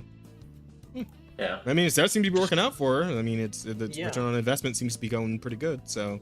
Yeah, she's in it for the love of the game. It's very clear that that's the case with her. So. Yeah, well, that's what it is. All right, but with that, I think now we've actually covered pretty much everything that's gone on in the past week. So. We go ahead and get ready to wrap it up. Asta. Titles. You should see what we got for titles. Okay. Start. We have a lot, yeah. Okay, so we're gonna have to sort these out. We have 1, 2, 3, 4, 5, 6. Okay. Right, I'll let you narrow them down. Okay. I'm an artist with a hard R. I think that one's good. Okay. I think Vampire Twink Maxing is not that hard, I think. Yeah, I think that one could go. I think have you consulted with your sex coach about it? I think that's too long. That's too long. Yeah, that's a little bit of a mouthful. Yeah. Okay. I guess we can get rid of those two. So okay. Yeah. I'm an artist with a hard R. The seppuku counts as self-harm. Okay. Justice for Dick Dachshund. And Roza is the Spanish Joker.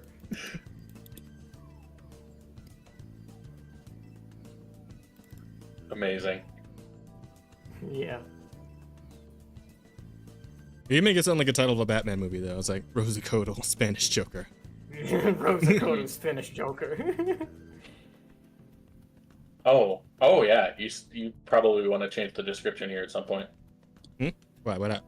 It's still got TempKitsempt stuff in it. Oh fuck. Whoops. Yeah, we should probably do that. But for now, I'll start the poll. Thanks, Yoka. Does it show how long you have it up for? I guess it's just permanent until. Anyway, let's. Until you end it, yeah. Yeah. In the meantime, let's check the question. Oh, by the way, you're sharing this. Oh, whoops. Thing to the stream. There goes that chat. My bad. You're sending the stream to the stream. No, yeah, I got it. I closed it off. Shit. How do I actually view the questions? I don't know how to view the questions. I think you have to go like in what's it calls it? you shouldn't have to end it because I'm pretty sure we've sent questions in while you guys were reading. Yeah. I feel like you have to go click top chat. Let's see. Questions. There it is. Got it. Thanks. Thank you. Okay. Yeah. So we got a few here. We got a few. We got a little handful. Let's see. In a Nigerian accent, Bear, why your first name Mr. E? Okay. So it's supposed to be a play on words. So it's like mystery. Yeah. Mr. I caught that. Yes. I never. I bet NDA caught it. Wait. Actually. Yeah, I just because Mr. E. Mr. E Bear. Yeah, I never said it out loud, so for me it was like No. Mr. E. That's okay. And sometimes it really falls flat because there are people who just call me E Bear, and I'm like, no, please don't. Just call me Bear. Yeah, E Bear. Like I heard Roza call you E Bear, so it was like okay. Yeah. And it never rung like, never heard. So to be fair with Roza, there are like 5 bears in her audience. So it's like, all right, man, you gotta differentiate it somehow. Valid. But yeah, it's Mr. E like mystery. So. Mr. E. Mr. E Bear. There you go. Let's see.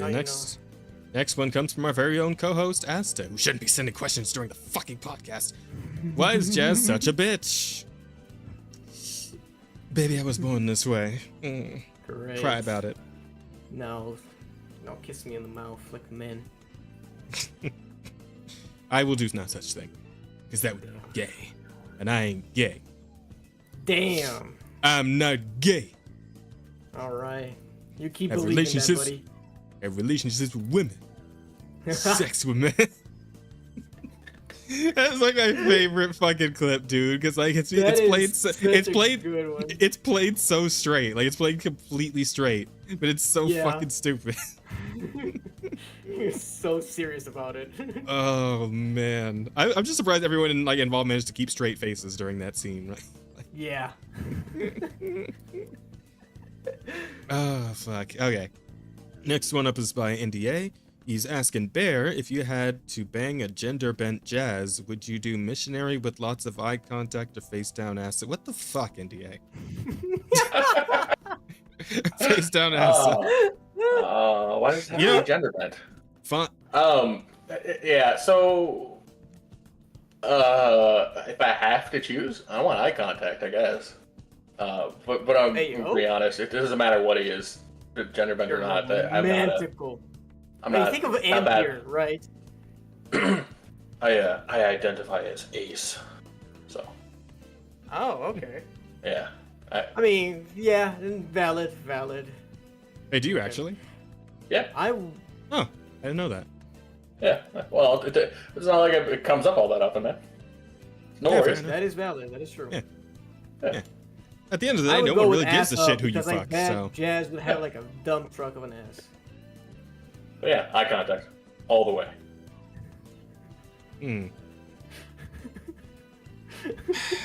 Chad, I don't really know what to do with this. I wish Rada was here. She'd also give you eye contact. What are you talking about? Yeah. Barry's married. What the fuck? Down. I mean, this is a situation where we have to fuck you, right? This is like gun to your head, choose eye contact. This is weird. I would prefer if we don't do questions like this anymore. Go to your happy place. I would prefer we not do questions that involve fucking me. This is weird. This is weird, NDA. Okay, this is weird, man. Anyway, look, you made NDA's night. All right. You made him happy. Listen, let's see. Electric Angel asks, so Zephyr, does the Visa MasterCard not remind you of the time Zoe Quinn and Anita spoke at the UN? Yeah, yeah, it does. But I guess the collective shout was a little more effective in that regard. I still can't believe they fucking brought this shit up at the UN. Jesus Christ. Shit is wild, dude. Oh yeah, fucking. I just imagine like all the representatives like, are they talking about video games like the ones my nephew plays? Okay, so I did hear, and I don't know how truthful this is because it's it's hearsay, but I heard that for the ones that did understand what they were talking about, they were basically laughed at the entire time. mean, of course, you're in the UN. I hope. Discussing I really shit hope. like war in the fucking Middle East, and then someone entitled bitch comes up like, there are titties on my video games. I don't like that. Yeah, you know? and that was the sentiment from what I heard. Yeah, I believe obviously. it. Yeah. I believe it. I want to believe it, so I believe it. That's kind of where I'm at with that too. And okay, last one is also Angel. He's saying, "What question did you want to be asked?" Literally anything. Doesn't have my co-hosts fucking me. That would be great, honestly. Anything that doesn't have to do with my co-host trying to fuck me. How about that? Are you saying you just want to be the one giving? No, that is not what I'm saying. Jazz, gun to your head. That's If kinda you where had you to were- fuck. No. I don't know. Maybe ask me about my horse girls. I really enjoyed talking about them recently. There you go. There. Oh, well, I liked being asked about my name. That's always fun. But Hey, ask about Bear's lore. There you go, guys. Yeah. in general, Let's talk about Bear's OC. Yeah. I'm not Mr. particularly E. interesting, but I do like being asked about myself.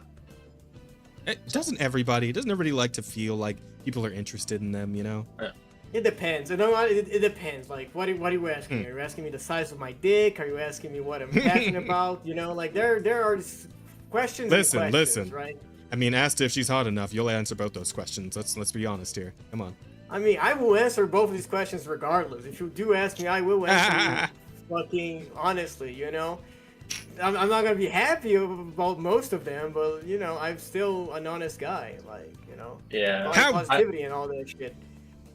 Too How honest. dare you ask about my penis 6 inches hard?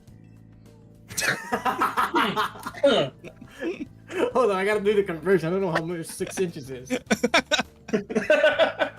Oh man, I Damn! can't believe homie here doesn't measure his dick in cheeseburgers and bald eagles. That's crazy. That's Fuck. insane. No, you do it in centimeters so you get more of them. 6 inches, that's a whole sub. That's a mouthful. Yeah, that's crazy to think about. Like, that shit is fucking criminal. Put that shit away. I don't want to fuck you anymore. Well, Jazz, see, you won in the end, I guess. I've never actually taken the time to measure my dick, dude. I don't care haven't enough. since fucking like high school. I Listen, feel like that was the last time I measured my dick was in high school. Bro, measuring your dick is small dick energy. Like, why? Come on. I mean, Let's maybe be because real. it is small. Shut up. You only care to measure the size of your dick if you think it's small, alright? That's why I've never fucking bothered. Damn. Okay. Fuck them. Alright, Vanny. Just to agree real quick. Angel, she's too nice and just kind of innocent to think about that way. Huh? Who? Yeah. In my opinion. A chatter asked about a VTuber who we know, who is a horse girl. Not any of the Uma Musume characters, a actual VTuber. Yeah. Which feels like a little more of a weirder question, which is talking about a person and not a character in a game. So, yeah. Oh. Anywho, I suppose that's all the questions, so yeah. Let's go ahead and see what we got. What do we got? It looks like wow, wait, no, there's a tie between 3 of them. Guys, can we break the tie one here? more vote, please, somebody. What is it tied to?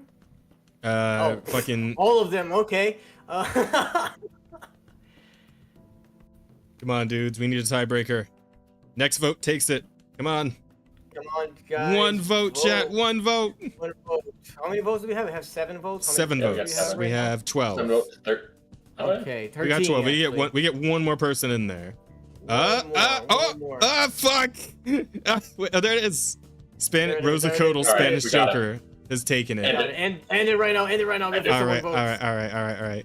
Poll ended. There we go. There we go. I said the character. How? I think Would you the character? It's hard to separate. the way you like worded the question, it sounded like you were saying like Asta's character. Like if you were asking about Tomoe's character, you would say, would you fuck the character Tomoe, the horse girl VTuber, right? Is it and that Tomoe Umari? Yeah. Mm-hmm.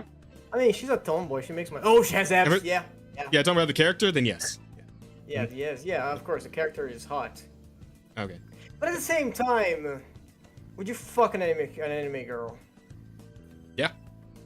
I mean, they're 2D. Yes. You're gonna slice open your. Never mind. Well, Like, I mean, I'm assuming in this hypothetical, you're either going to that dimension or they're coming to yours, and being changed accordingly. Okay. So, Right. If I go to their dimension, do I turn into an anime boy or do I become? Either you also become an anime character, and you still get a fucking anime girl, or they come here and you get to fuck a perfect cosplayer of that character. Essentially. Okay. Right? Yeah. Okay. In that scenario, okay. Because I was thinking like whenever I think like bringing an anime girl to real world, like I think of like have you seen Like, those Asta, just think skin suits? Asta, just think of the most accurate Jane Doe cosplay you've ever seen, and there you go. And that's what you're working with. I came just thinking about it. Yeah, but like, hold on. Is this gonna show up what I want? Yeah. Okay. So, hold on. Let me put it in the embedded chat for you to see what I think, what I thought you meant, and I was like, nah, that shit's creepy, Yeah, that is. I've seen those, and they are very creepy. That shit is so uncanny. What are we looking at? Embedded chat. Yeah. Oh God. Yeah, no, not the weird like mascot head thing.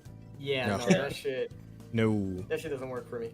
No. They would come to like if they're coming to our dimension, they just become like a normal looking human, but I guess depending on the anime character, normal would be a bit subjective. They might have angel wings or a rat tail or whatever the fuck, Yeah, Gotcha, to just list some random things for nowhere in particular.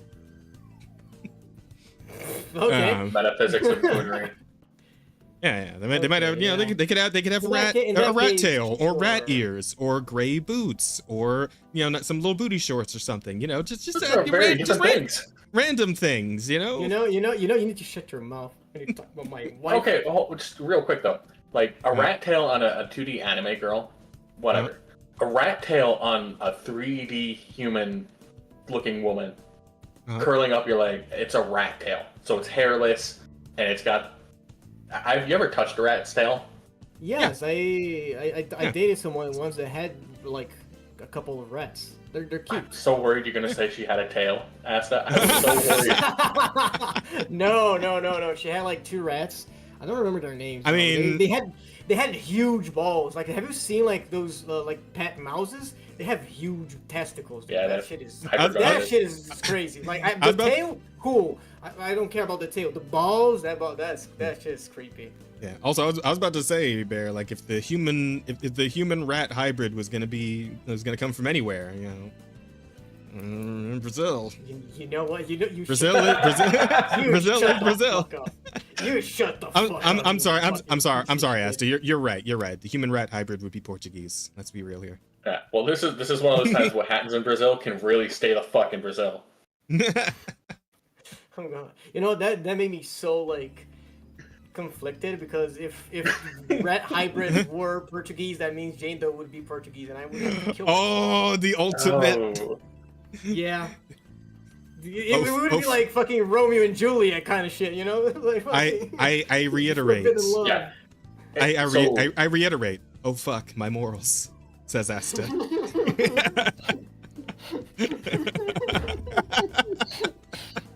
You like how I brought that back around, huh? I don't like how you bend my of morals like that. That was from the start of the fucking stream, bro. That was some One Piece type shit, like fucking. I planned that. The callback is crazy. You walked right into my trap, bitch. Welcome to the Ruse Cruise. That's wild. That was like some fucking big brain type writing. That's all right. Go ahead, Bear. What you were saying? No, I was gonna say I wrote in chat. It's either gonna be New York or Paris for rat hybrids. Let's be honest. Yeah, fair enough. Fair point. 100%. Yeah. Would you love me if I was capybaras. Portuguese? How would you feel if you didn't eat breakfast today and were Portuguese? Fuck you, I'm not Portuguese. Oh fuck. Anyway, Yeah. we're done. They have a question for you, Barry. You have to answer that. That's a very important question. Yeah, I see that question. Well, I'm gonna go with none. Just because I think it looks funnier that way. Yeah, the balls make it gay, to be honest. So, and that's Yeah, what I say. It's only gay when balls touch. Them. Yeah. If they don't have them, they can never be gay. Yep. Exactly. All right, guys, let's call it a wrap. I think that's enough for one night. So, Asta, tell them about the art, dude. Go check me out on Twitter, Blue Sky, PixV, Newgrounds, anywhere. I post art, very, the kind of art that the UK would not allow you to see. So, Damn, you know, be 18 years old when you look for me on these websites. Okay, thank you very much. I don't know how long you're gonna be able to fucking do that because I got fucking restricted on Twitter the other day for, literally yesterday actually, for no fucking reason. They just thought I was suspicious, and they limited the reach of my account because of it. They think I'm a fucking robot or something, maybe. They didn't explain it right. But I'm still everywhere else. Blue Sky, PixV, Newgrounds, Instagram. Just fucking look for King_Rosier. That is ROSIER with a hard R, chat. Sounds good. As for me, chat, tomorrow, like I said, I'm probably gonna be rocking some Monster Hunter and some Warframe, afternoon, evening, respectively. And then, of course, Thursday I'll be joined by my friends here. We're gonna play some Marvel Rivals, and I'll probably also do some more Wuchang on Thursday, early in the day. So yeah, that's my plan for the rest of the week. And unfortunately, this is my last week of vacation, or I guess last weekend was my last vacation weekend for now, anyway. So that means I'm back to work on Friday, but I had a good time. I had a good time just lazing around, hanging out. Elon heard you talking shit? What do you mean? What happened? Oh, Elon heard me talking shit. That's why he restricted my account. Oh, gotcha. I will keep talking shit about Elon. Fuck that guy. Well, we don't need to get into all that again. Let's wrap this up. That's it, guys. We'll be back next week, of course, same day, same time. And we'll be talking about all that pop culture news. But of course, guys, I mean, really, how much can happen in 1 week? Oh, no. Yeah. Don't jinx it. Oh, yeah. All right, we'll see you guys all next time. Take care of yourselves. Go eat and drink and sleep and do all that good shit. Yeah. Later. Bye-bye. Chat.